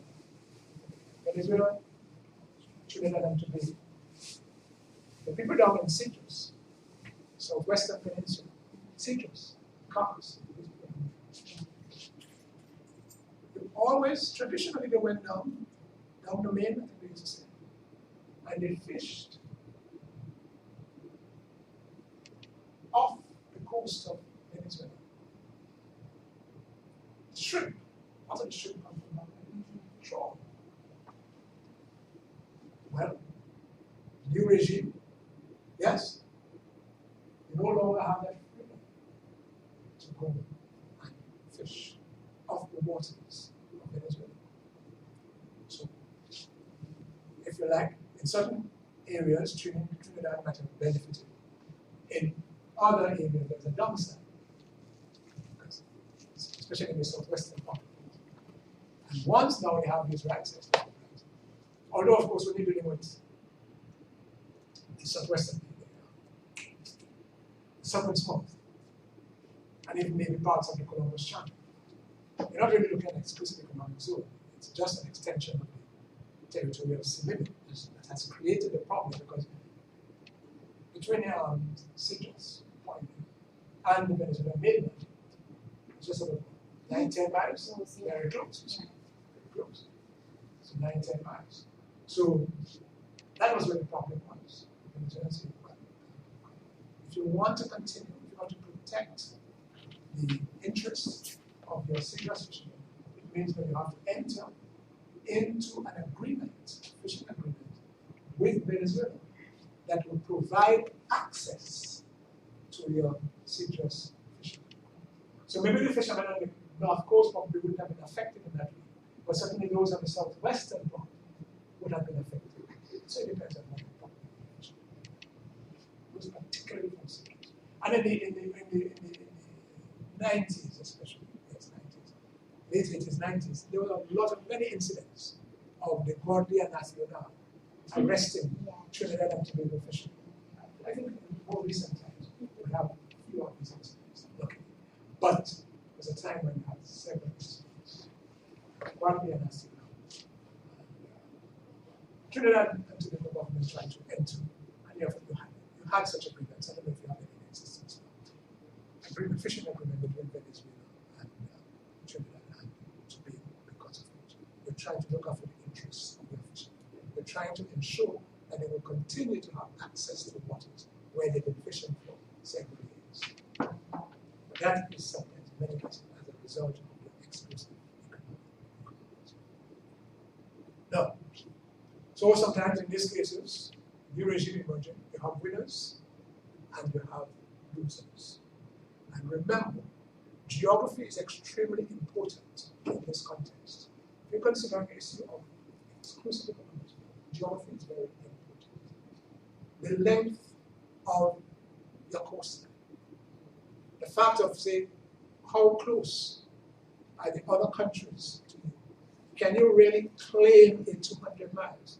Because if you don't have more than 400 miles to separate you, you each cannot claim 200. Yes, right. That gives you 200. You can't claim you have 200, the other person cannot have 2. So therefore, straight away, you have the issue, we shall deal with it, of delimitation. And delimitation exercise is not always very simple. Sometimes you succeed. That's what the convention says. It says by agreement. And that's the first thing you try to do. You have to meet to agree. You can't agree if you don't meet. You must have a negotiation. But sometimes the negotiations break down because the proposals that you're putting on the table may be rejected by the other party. And what the other party is putting on the table is rejected by you. And you can't find any common ground.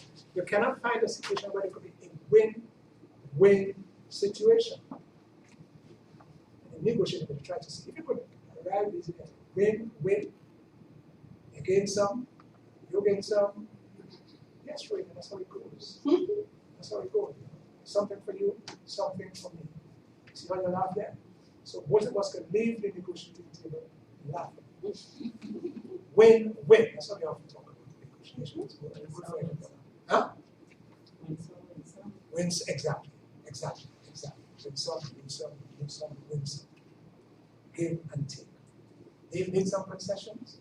You have made some concessions. You could live with it. But sometimes there are some people you cannot live with them, and it becomes difficult.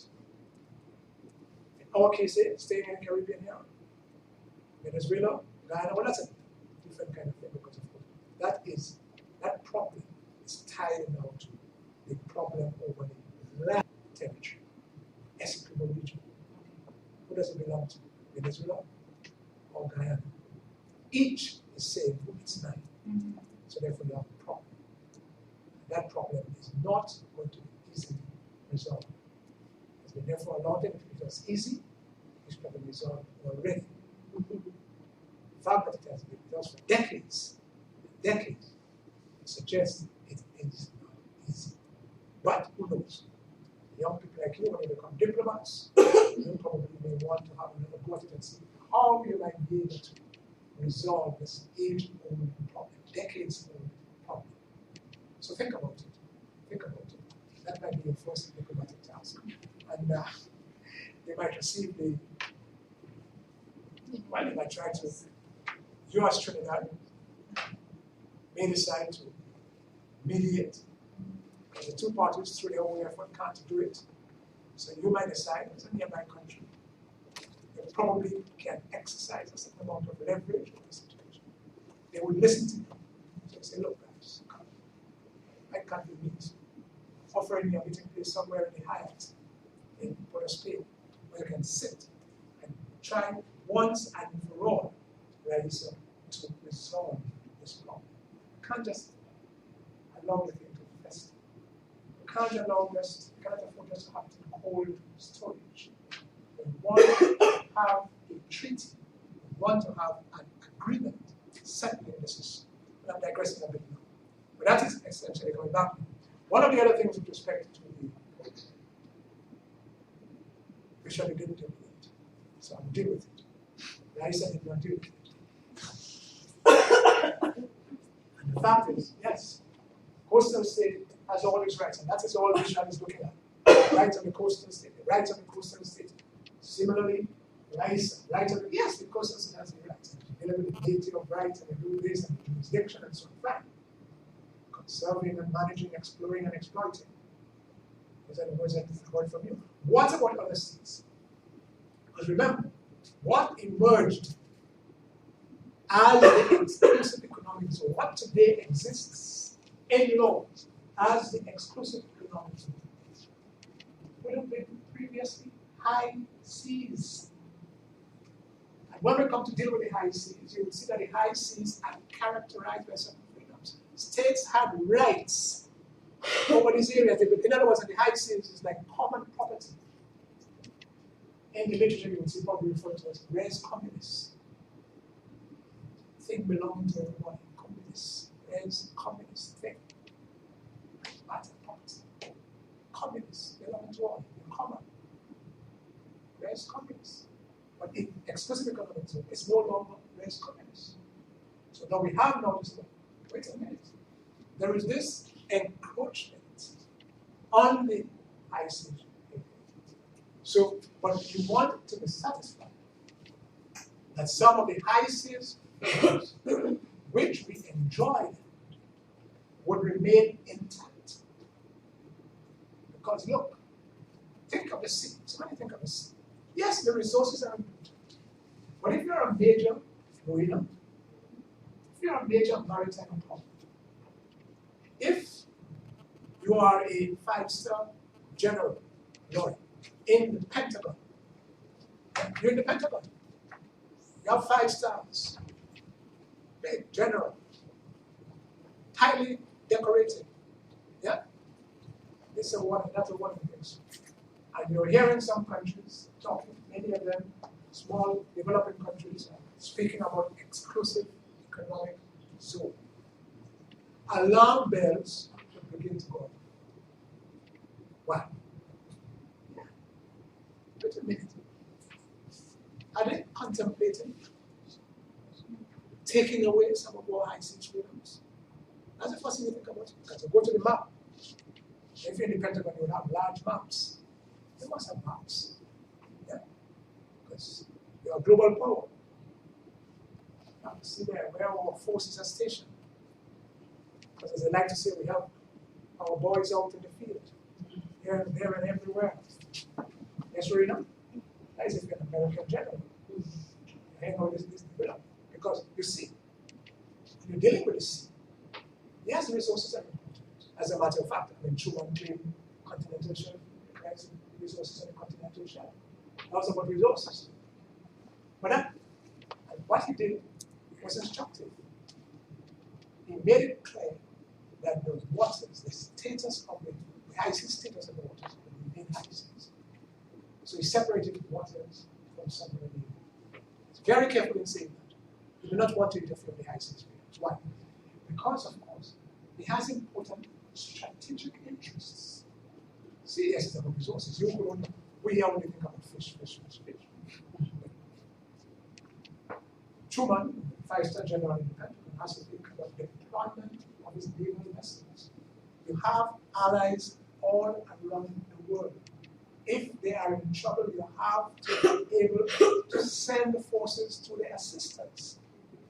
Be it in the Mediterranean, be it in the Indian Ocean, wherever.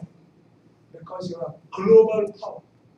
And if you're a global power, if you're a global power, you'll see things slightly different. The man in Carolina is only concerned about the waters adjacent to the coast of Trinidad and Tobago. He doesn't have anything what goes on in all the other places in the world. But if you're an American general, of course you have all this thing. You have to see the whole world. The big picture. The only concern about this is the picture. The fish of Carolina. Yes, Raisin. Raisin. The freedom of the high seas, right? Yeah. In the 1982 Convention. they took into account the EEZ. But in the 1958 High Seas Convention, I think it's different from the UN Law of the Sea Convention. You're absolutely right. Because at that time in 58, there was no EEZ. Right. And I'm glad you raised the point because you see, that came later. So the one that stands now is Good question too. Good question too. In almost every case, yes. But it is quite possible. You take us up into treaty. You probably should have the answer because you did treaties. You did treaties. Yes, we could look at a scenario where the 58 Convention may still be applicable, not being replaced by the 82 Convention. In what kind of situation? I'm not telling you, you have to work it out. You just look at me. Yeah? in the High Seas Convention, the high seas begin where the territorial sea Yeah. end. Let me see. I'm just trying to figure it out in my We're mind. concentrating on the first of all, we raised the issue with the 58 Convention and the 82 Convention. Relationship. And you were asking, I said, well, what about the 58 Conventions? And I said, I paused a bit. I almost wanted to say, okay, yes, the 82 Convention is the one that will be applicable. I paused. I said, no, I can't say that.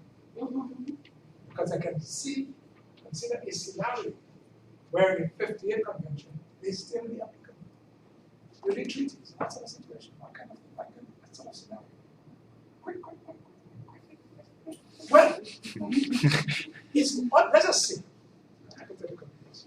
You have, say, two states. State A and State B. State A and State B may not be parties to the 82 Convention, but they were parties to the 58 Convention. So if they remain parties to the 58 and not the 82, then the 82 would not, because remember, a treaty could only be binding on the parties. If you're not a party to the treaty itself cannot be binding. Except, of course, we can claim that what is in the treaty has become part of customary international law. But that's a possibility. So we may not necessarily be a party to the convention. But I think we can safely say that exclusive economic zone is part of customary international law. But it's not as treaty. It's part of customary international law for those states that may not be parties to the convention. If they are parties to the convention, by all means, and the majority of states are, so we get to the convention. But if they still have one or two states, I'm not too sure of this. But that is in that sense. Because in the two, you have states which are still parties to the 58, and are not parties to the 58. It's as simple as Question, Mr. Francis. Let's say, suppose Racer is in Trinidad and I'm in Barbados, and let's suppose Barbados had not ratified the UN Law of the Sea of '82. Barbados hadn't, so we're still operating with the 1950s one. And So, well, no, but did they ratify the 58 one? They were the parties to the 58. well, let's just assume they will. They were. Okay. They will. And Racer has ratified the 1982 convention. A dispute erupts. Can she take me to the International Tribunal? No. No, if you're not a party, this is right. Then- Once you're not a party to the convention, it cannot be invoked against Right. you. She can. Okay. That's right. You're a sovereign, independent state. The treaty could only be binding on you if you are a party to the treaty. This is why 26 says every treaty in force is binding on the parties to it. Binding on the parties. You have to be a party to the treaty in order for it to be binding. If you're not a party to the treaty cannot be binding. You must give your consent. You must express consent to be bound by the treaty in order for that treaty to be binding. So if you're not a party, this is what happened in the North Sea case, continental shelf case. I think one of those parties, it had been Germany or whatever it is, was not a party to the treaty. So once you're not a party to the treaty, nobody can come and invoke any constitution. Unless the provision in the treaty, probably you can say, has passed into the corpus of customary international, but not as a treaty. Yes, Kanchi? But isn't it rare that you have states that are not party to the treaty now because of sovereignty? They want to protect that natural resource within their continental shelves. Most states now are party, have ratified that treaty. So let's, as he was saying, Vishal. Vision. Yeah, Vision. sorry. Vishal. Right. States that have not ratified, then they leave themselves at risk. Not so? That's a matter of, but it can't claim This the 82. there's 82. Well, okay, good. Well, this is also, and indeed you have the American, the US. Yeah. It's a good example. Major maritime port, global port. US is not a party to the 82 convention. You're not? No, of course not. The US, United States of America, United States of America is not a party. to. At the time of the adoption of the convention, they voted against it. Four countries actually voted against. Finally, after years and years, we still be having a convention. 1973 to 1982, we negotiated. Finally, in 82, we have concluded a convention. US, Venezuela, Venezuela is not a part of the convention. Turkey, and Israel. These four countries voted against the adoption of the convention. In a sense, without US participation. However, the US has accepted, and I think probably Venezuela too, has accepted most of the treaty. Their issue was with Part 11 that deals with the deep sea bed. So those were the years of Reagan, but an infrastructure, because they didn't like the regime that was being set up under the deep sea bed, because they believe in private enterprise, and they felt that companies should have a greater role regarding the exploitation of the resources on the deep sea. They are not in part into the convention. So therefore, you can't really invoke any provision against it, unless you may want to argue that so-and-so has passed into the course of customary international. Yes, Also, that Article 87 and with the freedom spoke about the use of weapons in the high seas, even though Article 88 is saying that the high seas will be used for peaceful purposes. But there's nothing that says that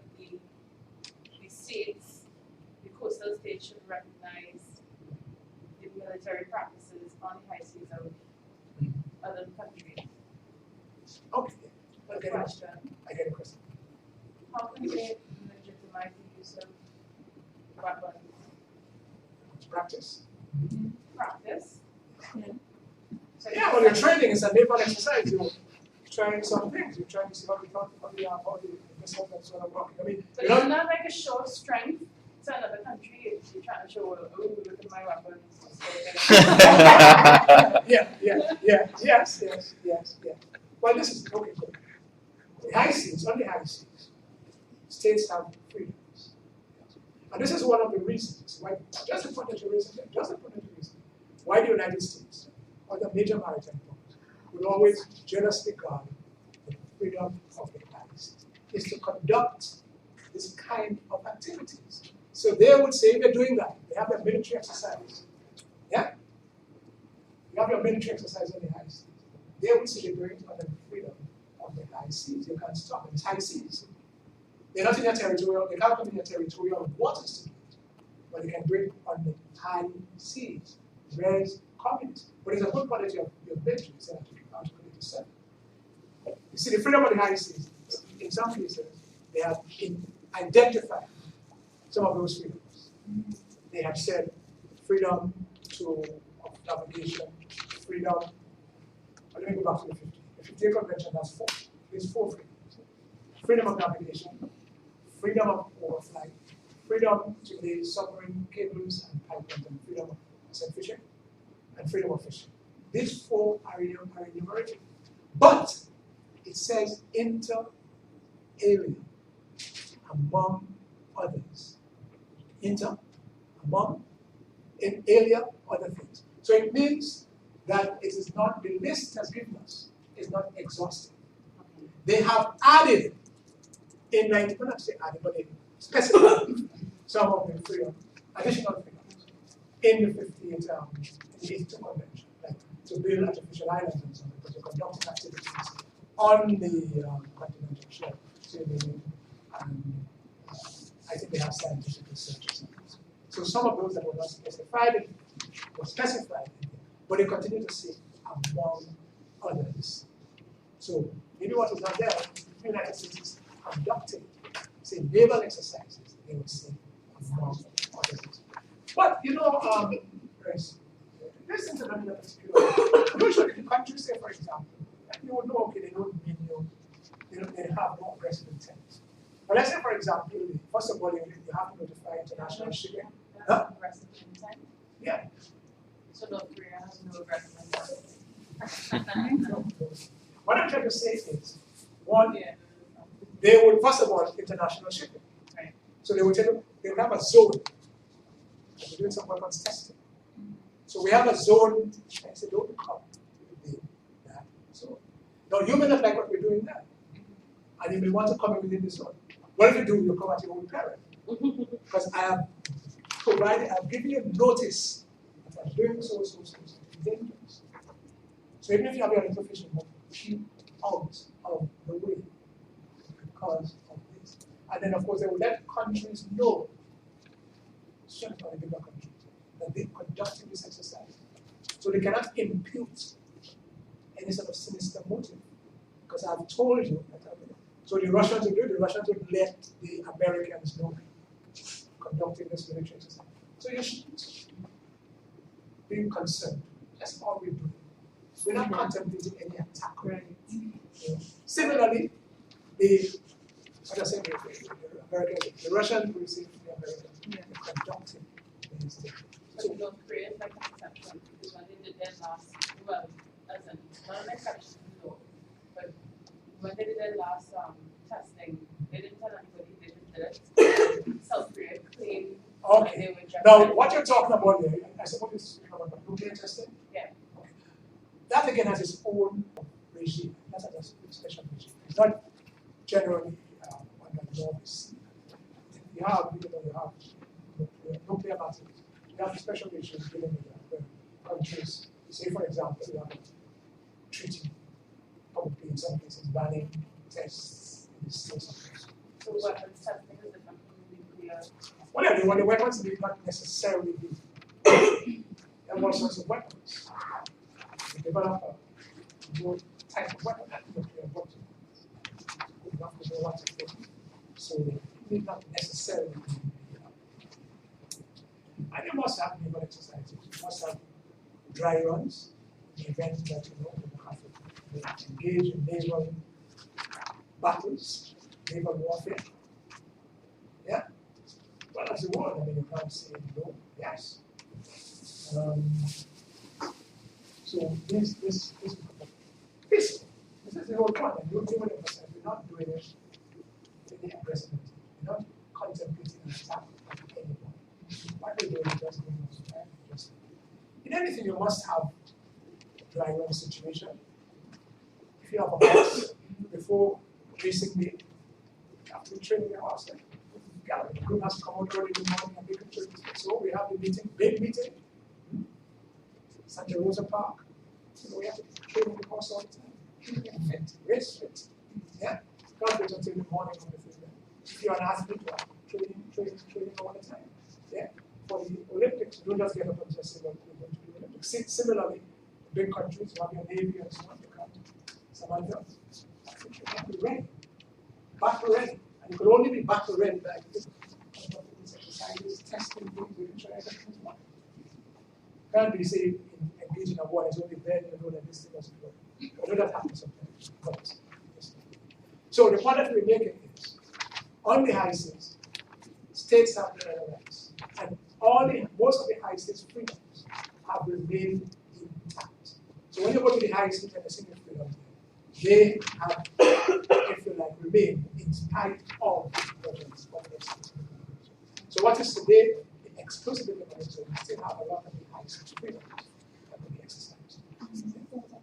So America is conducting their naval assessment on the high seas.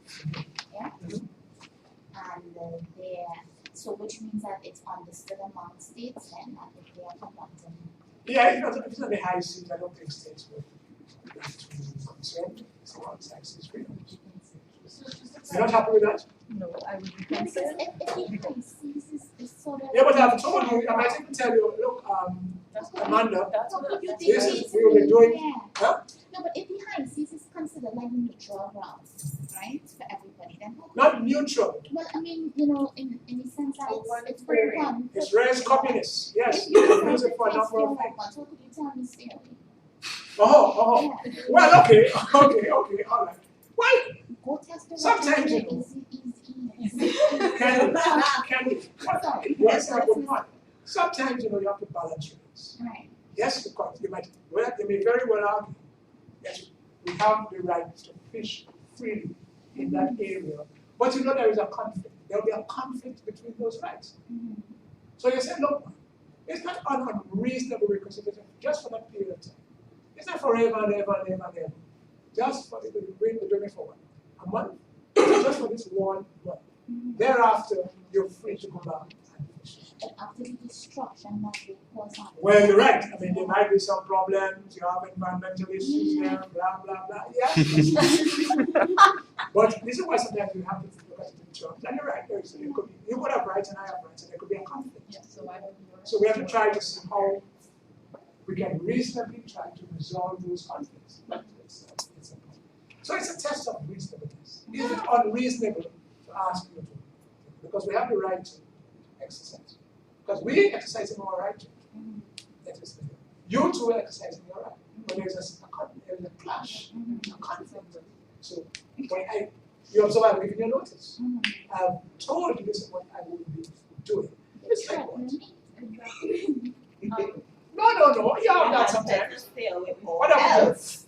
If I'm blasting, what is it? I have something here. Blasting a stone, big rock. Yeah. I would have to put up a notice to say, look, maybe during that period you're cutting trees. Yes, you have the right to drive your car and everything. But the important thing there is now to give you reasonable notice. And don't wait until you come where I'm cutting the tree. Some yards up the road, I let you know that I'm cutting trees. And very often to the government doing it. But they let you know that. You can't say they shouldn't cut the trees. But they let you know. I could be on private land and they're cutting the tree. So they let you know that we will be doing so. We'll be doing it between the hours of so and so. So therefore, I'm alerting you to the danger that there is. Yeah. So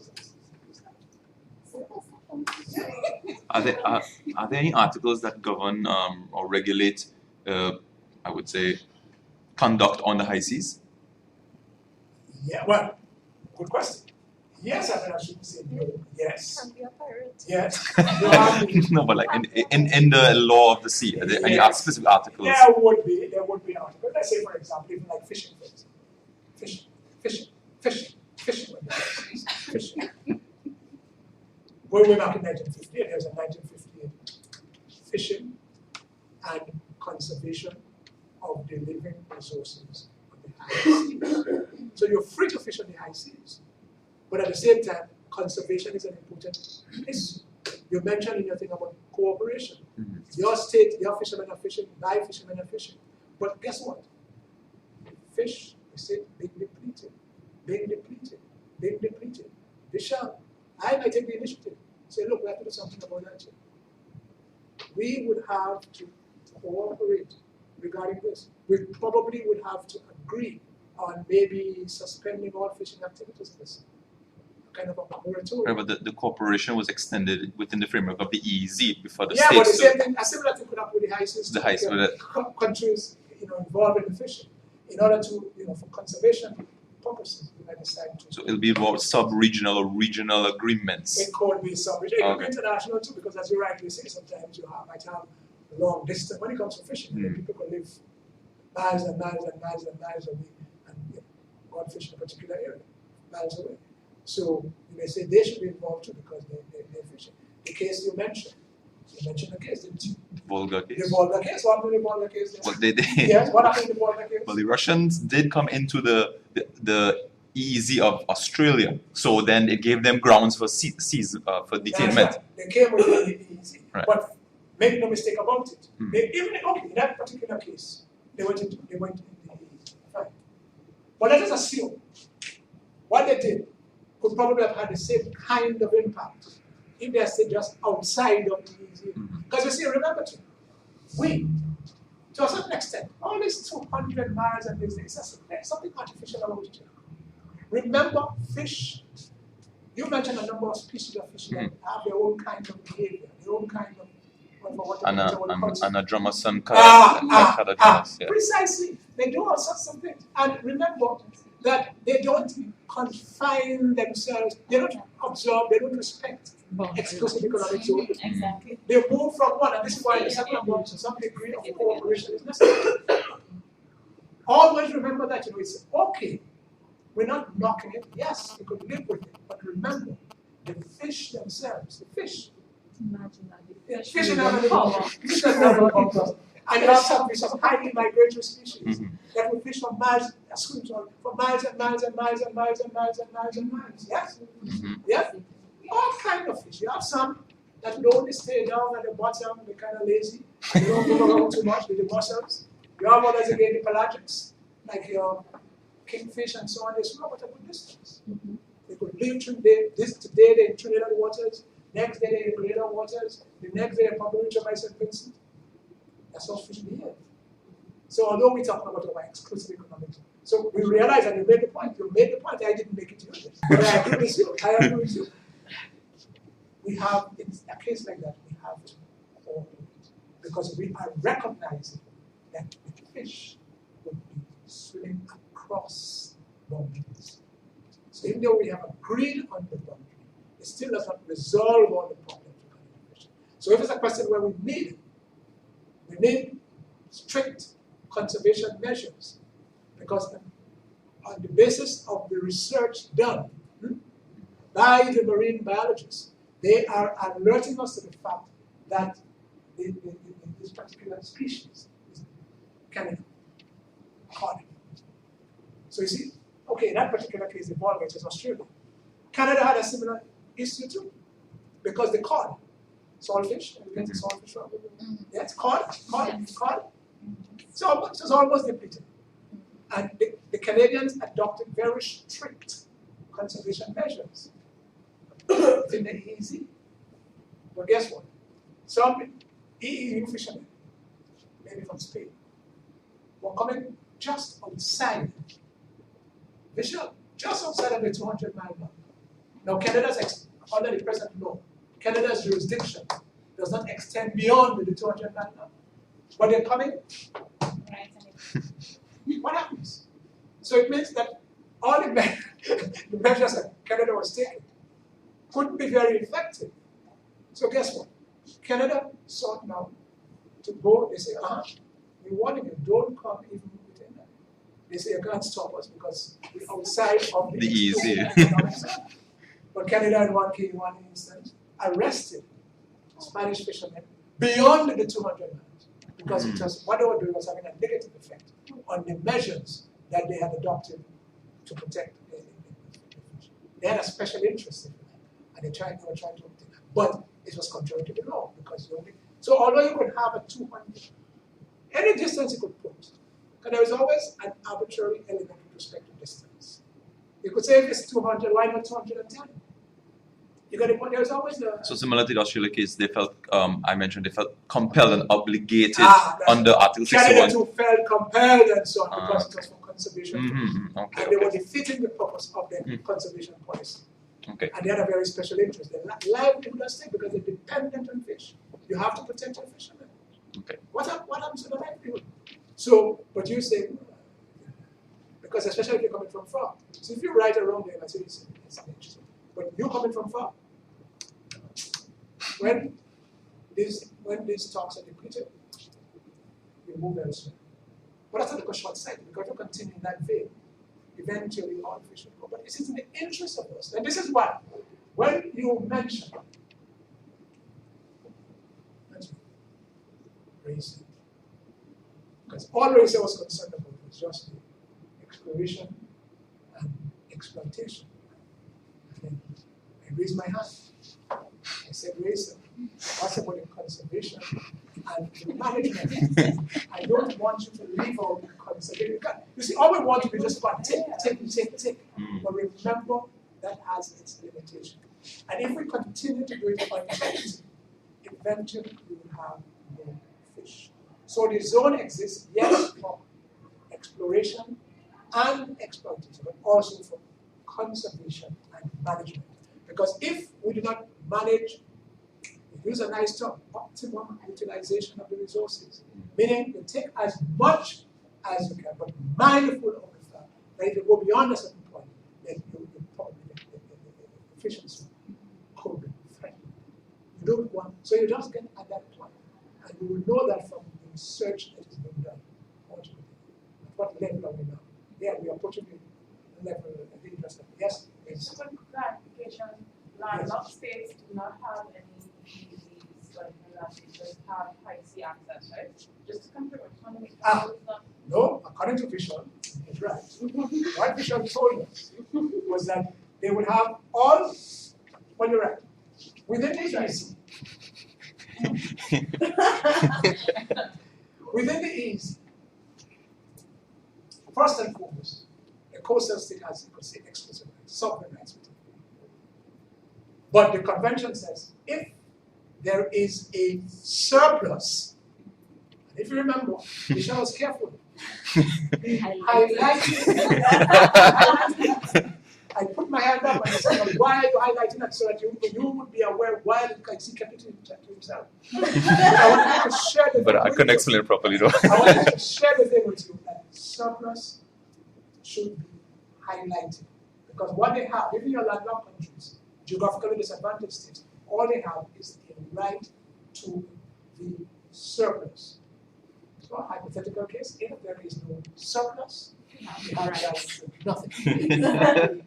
And remember, the issue, and we're not finished yet, the issue of surplus is to be determined by the coastal state. Yeah, because, why? Why do we say so? Because the coastal state will have to determine it's the allowable catch. Only 100 tons for the year should be caught. It determines the allowable catch, again for conservation purposes. But the convention doesn't stop there. It says if the coastal state has the capacity to exploit the allowable catch, then there is nothing left, there is no surplus. So one, it determines the allowable catch, and it determines whether or not it has the capacity to harvest the allowable catch. So what happens when you don't have the capacity? Well, if you don't have it, means, okay, yes, and you determine that, it means that there will be a surplus. Yeah, but how do you decide who to give? Research, through Because- agreement, that's right. Although there is a surplus, you can't just come in freely and take, it's not like season. I know, but My there are like experience- several land.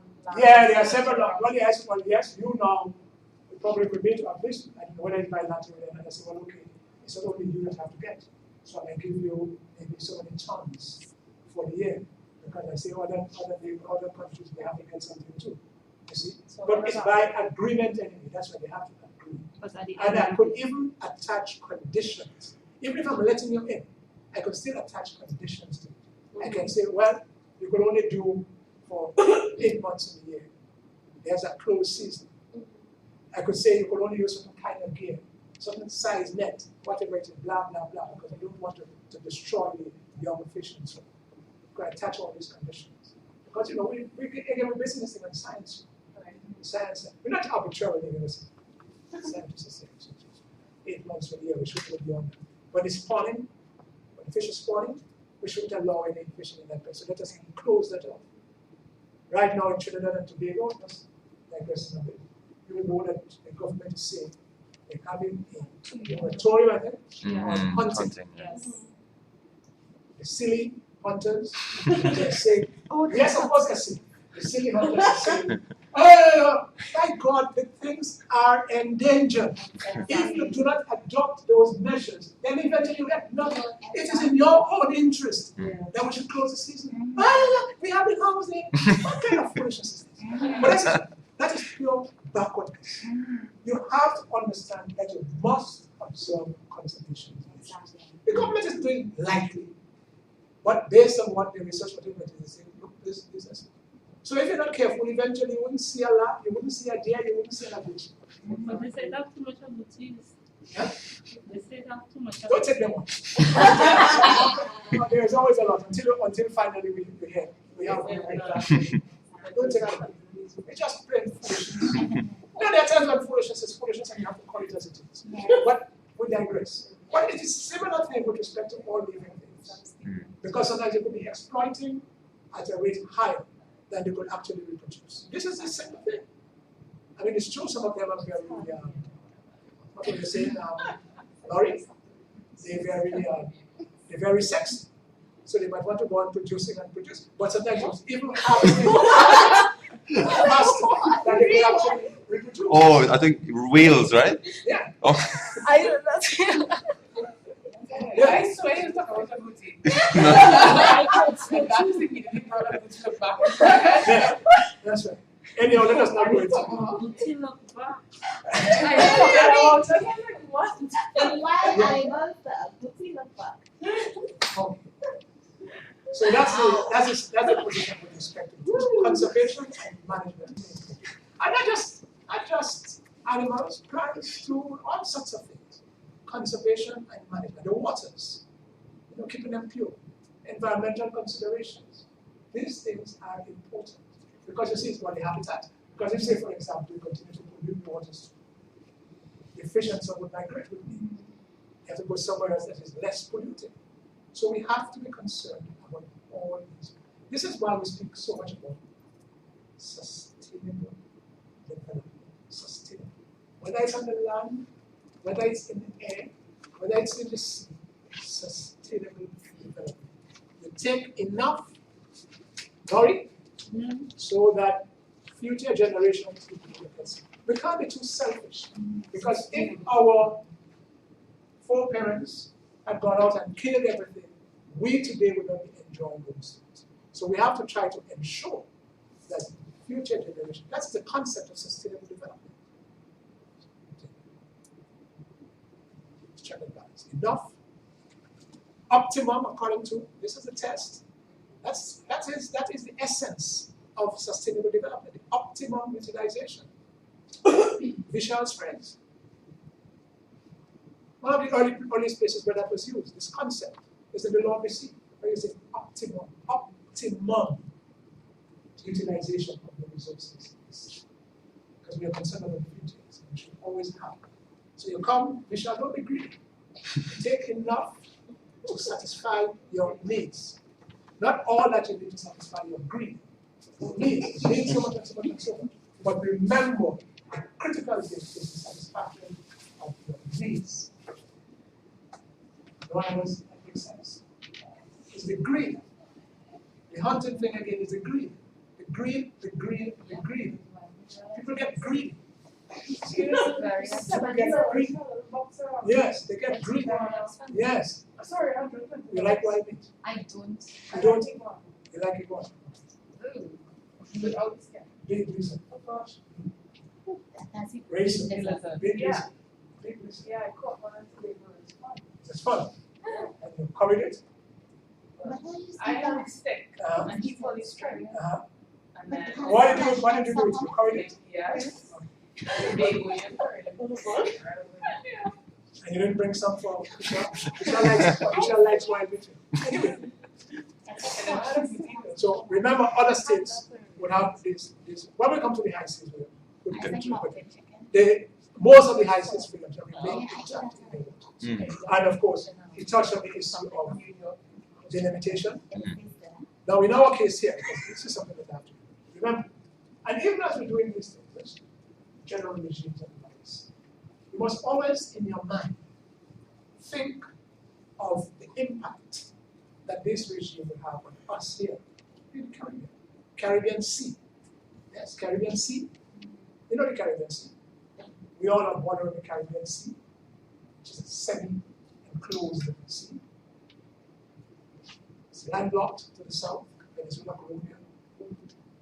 Landlocked to the west, Central American Isthmus. To the north, you have the larger islands, the Greater Antilles. And of course, to the east, you have the Lesser Antilles, small islands, Barbados and Mauritius and Vincent, Barbados, and Windward and Windward. What is that? Semi-enclosed. That's why it's semi-enclosed. Waters can board to the Atlantic and come in from the Atlantic into the Caribbean. Yes. Now, exclusive economic zone. If you are the Minister of Planning, Laurie, or maybe agriculture, which one? Unless you have agriculture and fisheries. And you're hearing exclusive economic zone. Meaning states will have exclusive rights to fisheries. One of the first things that will have to come to your mind is the kind of impact that will have on your fishermen and your fisheries. Yes? Yeah. So, well, exclusive economic zone, up to, that's the maximum 200 nautical miles.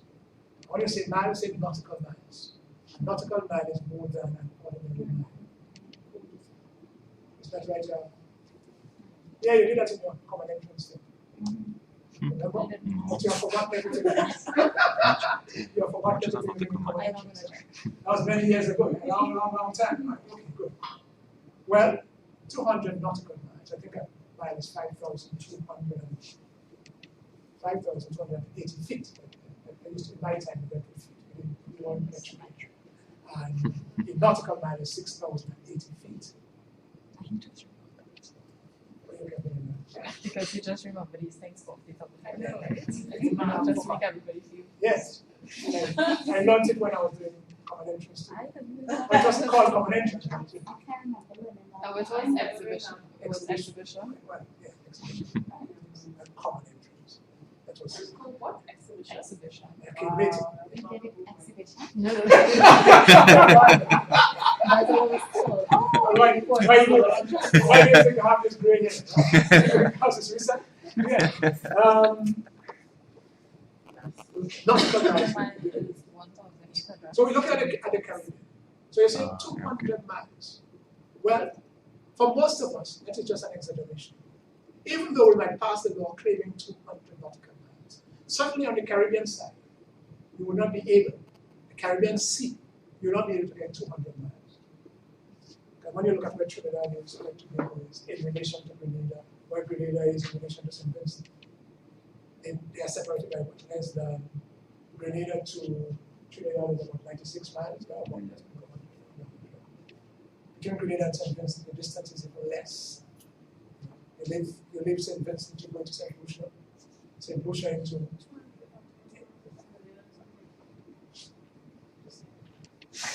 what? No. Yes, it's Feet. 1,215,223 feet. Miles and not foot. Nautical mile. A nautical mile is, they say, 1 million feet. Why do you say that? 200 nautical miles is equivalent to 1 million whatever. Not one nautical mile. Oh. Nautical Oh, mile. yes. Why you see? Yeah. No, that's okay. I thought she was trying to contradict me. I would never.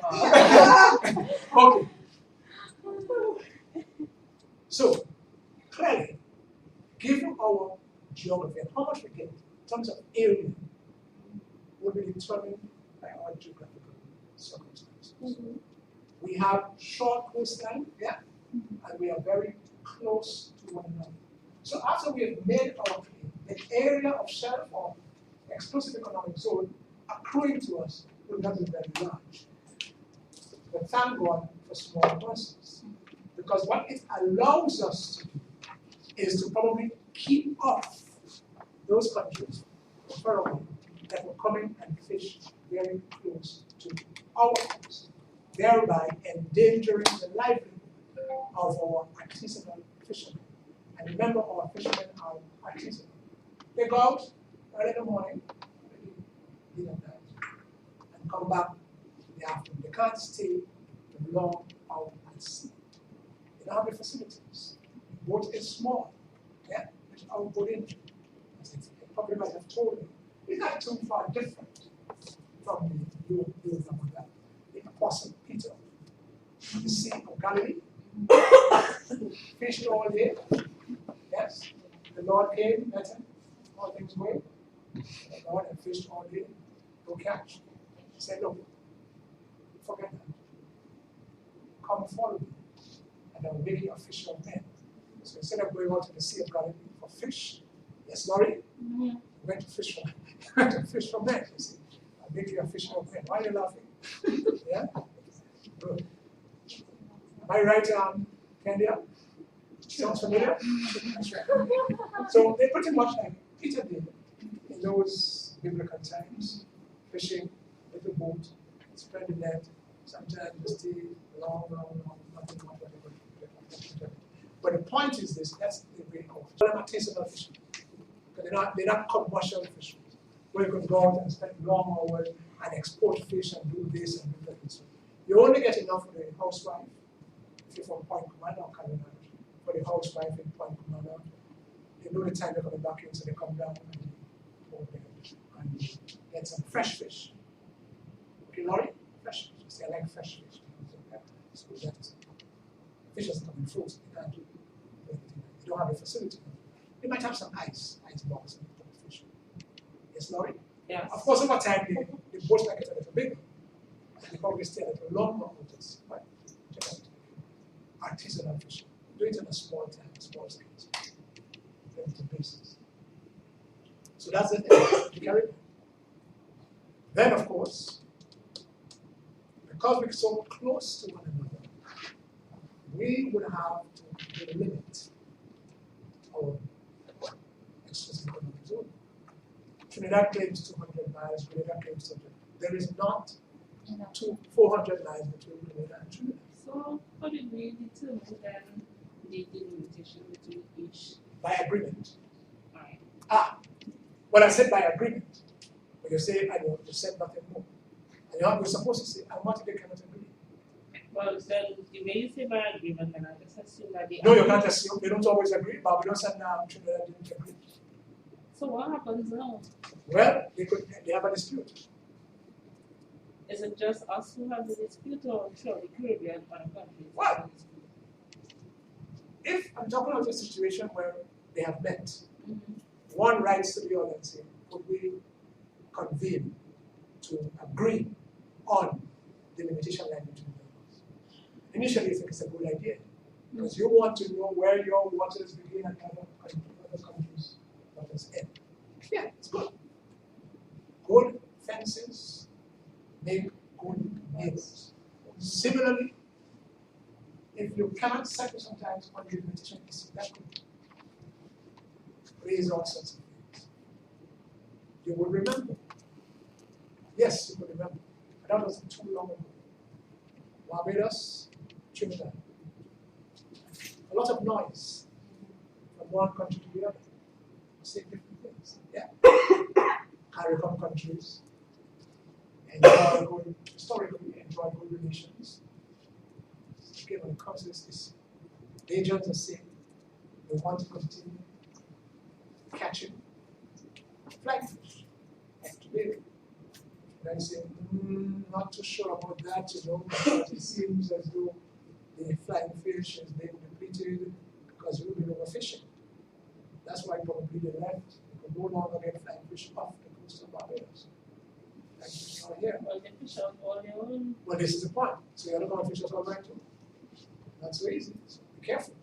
So when they say we need now to agree on the boundary. But they met, they discussed, they negotiated. But they could not resolve the issue through negotiation. So if you can't resolve it through the agreement, then you have a dispute. Because where Barbados is saying the line should be, Trinidad is saying no, not there. And they cannot agree on where it should fall. So they say, well, let us submit it. And happily, because it doesn't always end up as happily as that, they agreed to submit it to arbitration. Yeah, very good, very good. Cost them some money. But at the end of the day, it would be authoritatively determined where this line is. In other words, the tribunal will do that. They say, this is where it should be. Remember, the nature of arbitration, I told you when we were doing disputes. The nature of it is that the parties to arbitration undertake beforehand to be bound by the award of the tribunal, and that award will be final. You don't appeal to the final. So, arbitration tribunal met to Trinidad and Tobago, they made the award, it is final, and it is binding.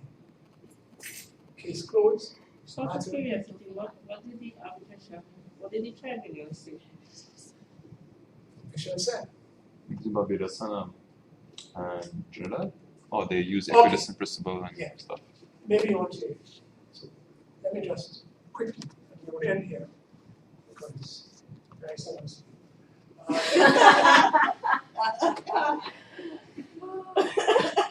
Matthew is here. Matthew is the man who normally wants to be working. Coming late and leave early. He's not here, so don't look for him.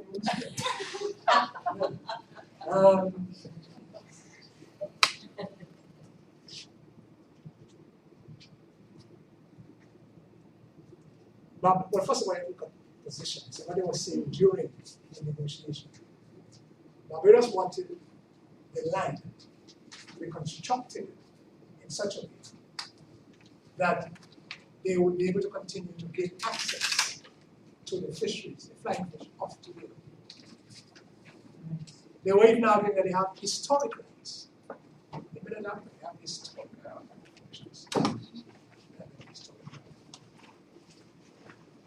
Historic right meaning, under ordinary law, you would not have had that right. But over time, somebody that you were exercising it, and therefore, after a period of time, somebody have historic right. A claim that would not be supported under the existing law, but you have it because of the fact that for a long time you have been exercising those rights, historic rights. So they wanted that method. Trinidad was resisting.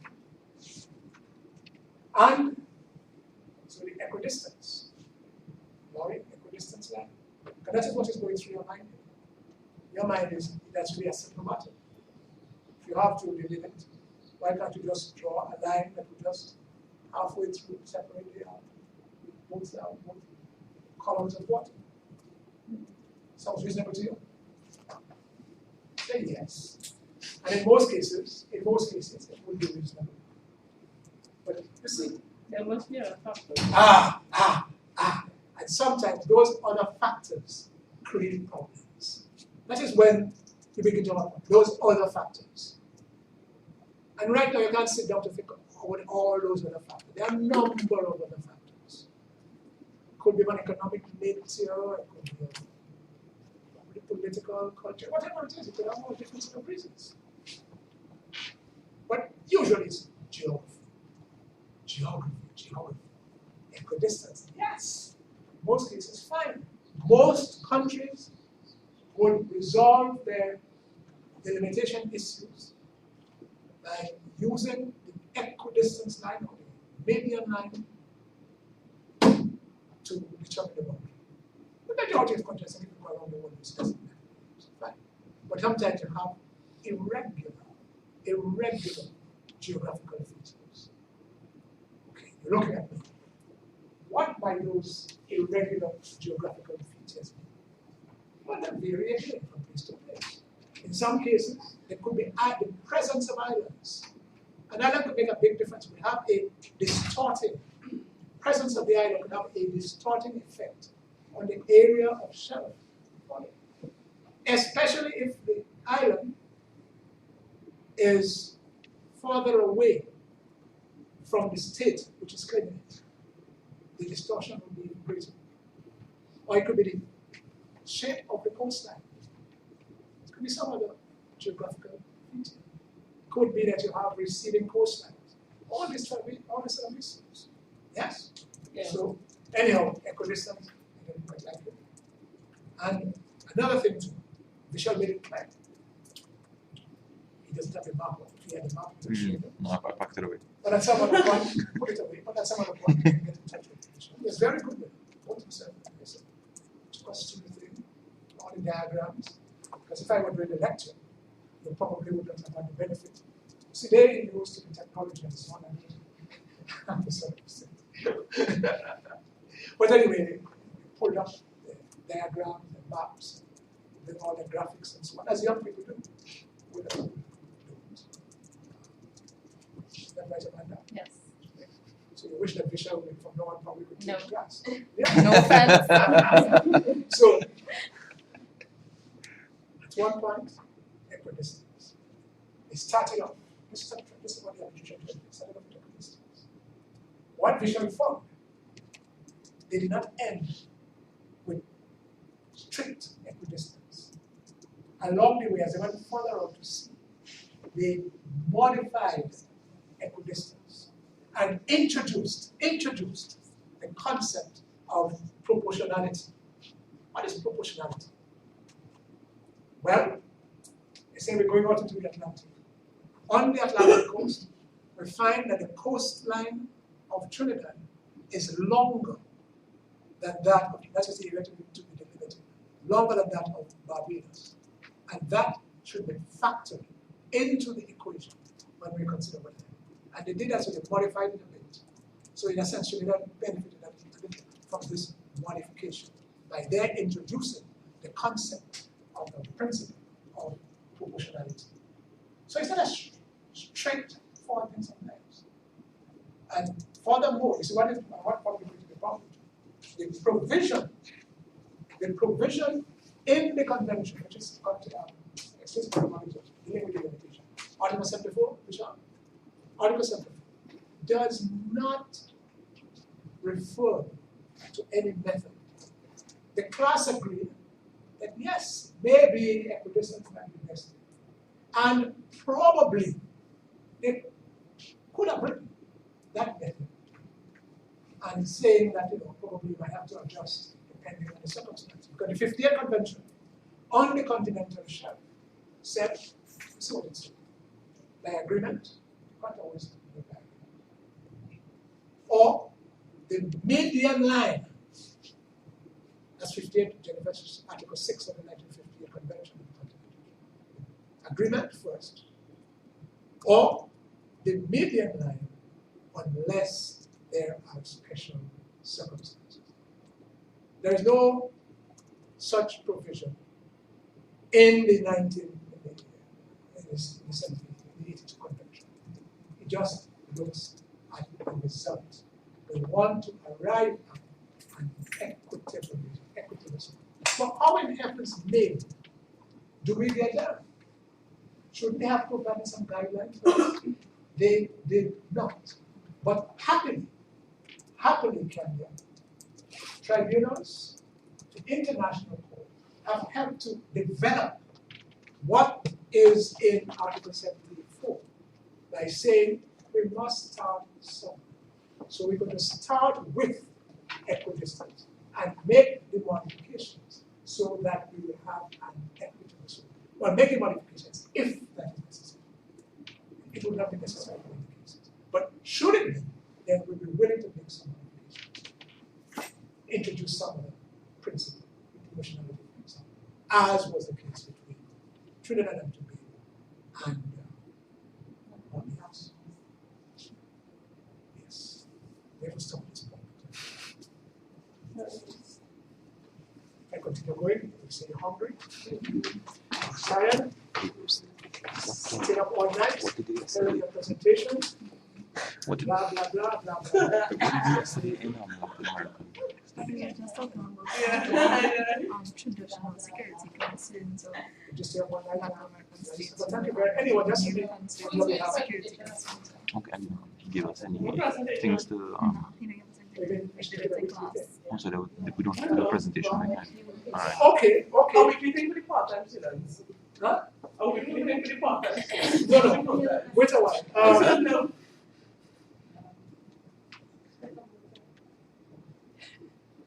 What is wrong? No, I will do the one next week. I want to do. Yeah. I want to look at it in relation to the Caribbeans. Yes. Speaking about exclusive economic Yeah. zones. Yes. We live here. We live in this Well, area we here. shall like. And we want to see the kind of impact that probably will have. I hope so. Where we probably realize again and where probably realize especially the downside. And you get more insight. I want you to stop. Okay. And then when we come to the thinking, we're coming to think of it now. So the entire class. So I will do the Caribbean thing after. And then afterwards we have continental shelf. Continental shelf is just very similar. To the exclusive economic zone. The only difference is that you're dealing only with the submarine. But everything that we have said regarding the exclusive more or less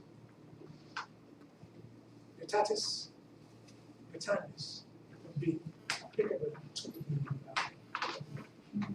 you might say, well, why didn't you just have it? But you see, okay, yes, I think yes. The reason why we didn't just have an exclusive economic zone is because there are a few countries in the world which have extensive continental shelf in a geological sense. And if you had just said 200 miles, these countries would have had to give up rights which they previously enjoyed. There is no way. Canada, you don't give up what you have. What you have, you keep. What you have, you keep. So they were not willing to do it. Those few countries with extensive continental shelf. So they said no. So therefore they have to keep them. But for the majority of states, there is enough difference between exclusive. As a matter of fact, exclusive economic would have covered everything. Again, you have to understand the beneficial in terms of the geography. Countries, if you look at the map of the world, you can see who the main, take the United States, for example. They would have an expansive exclusive economic zone. They have a coast on the Pacific, Pacific coast. They have on the Atlantic, They have up in the north, And say in the Atlantic, you can go probably very far out. So, even so, they were one of the countries initially that had some reservations because they were concerned about ICT. And I started telling them the story of the 5-star general and how it got better to see red initially when people were claiming to come to the projects.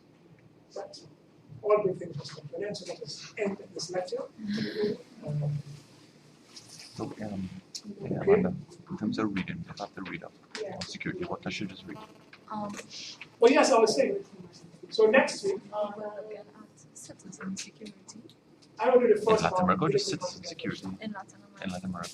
So the police For force. the ICE, no, so for continental shelf. I do the first one. dealing with ICE. For the continental shelf, I want 2 volunteers. For what? Continental, yes. Amanda, Yeah. okay. Alright. You do, you, but I want someone. You want to do it all by yourself or you want another person? Okay, Candia with you? Okay. So Candia and Amanda will do the, just before you leave, the 2 presenters, let me just. Sure. Just, Yes, so let's citizen probably security and providing some guidelines. That's- Okay. In module 2, remember we were doing the week before what we were looking at. No, I'm doing that right now. Remember the week before we were doing like liberation therapy and so on, like the role of the church. And it was afterwards I think with like narco security. Yes, yes. okay. Alright, Mr. Francis, you ready? Your landlord, sorry. That's right. You have no. Nice. Bye. Okay, Bishop. Yes.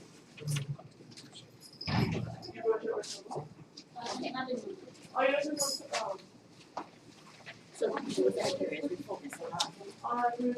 Yes. actually, what about something about like grammar stuff. There's a actually a sound and it's like very long. For the first part, So just like different like today we have to I don't present know who wants the one. last Who wants to go first? Okay, today we just have to present. Right. Raise. Uh, Miss Pereira. That's again. Want to go first? Like, so you'll do that for me. Let us take a look at this. Suppose one may have access to the conventions. You want the conventions? Legitimate site The problem with the law is, I know. The problem with the law is the convention. So, I don't know if it's too feasible, except, I suppose, depending on the area of the norms. I suppose you could say that they just photocopy at a particular point. But I've never done it. Okay. However, I will give you the law of the sea, convention and law treaties. I'll give you this convention. I've always done it. Okay. The law. But you know something, Tanya? Yes. Let me hear how you think this will be. Oh, well. So Like just for diplomacy, we Oh, were able to. so you have that? You. Oh, I have to. Yes, please, yes. So you do it all these things. Huh? I chose to go pirates. Pirates. Yeah. So, right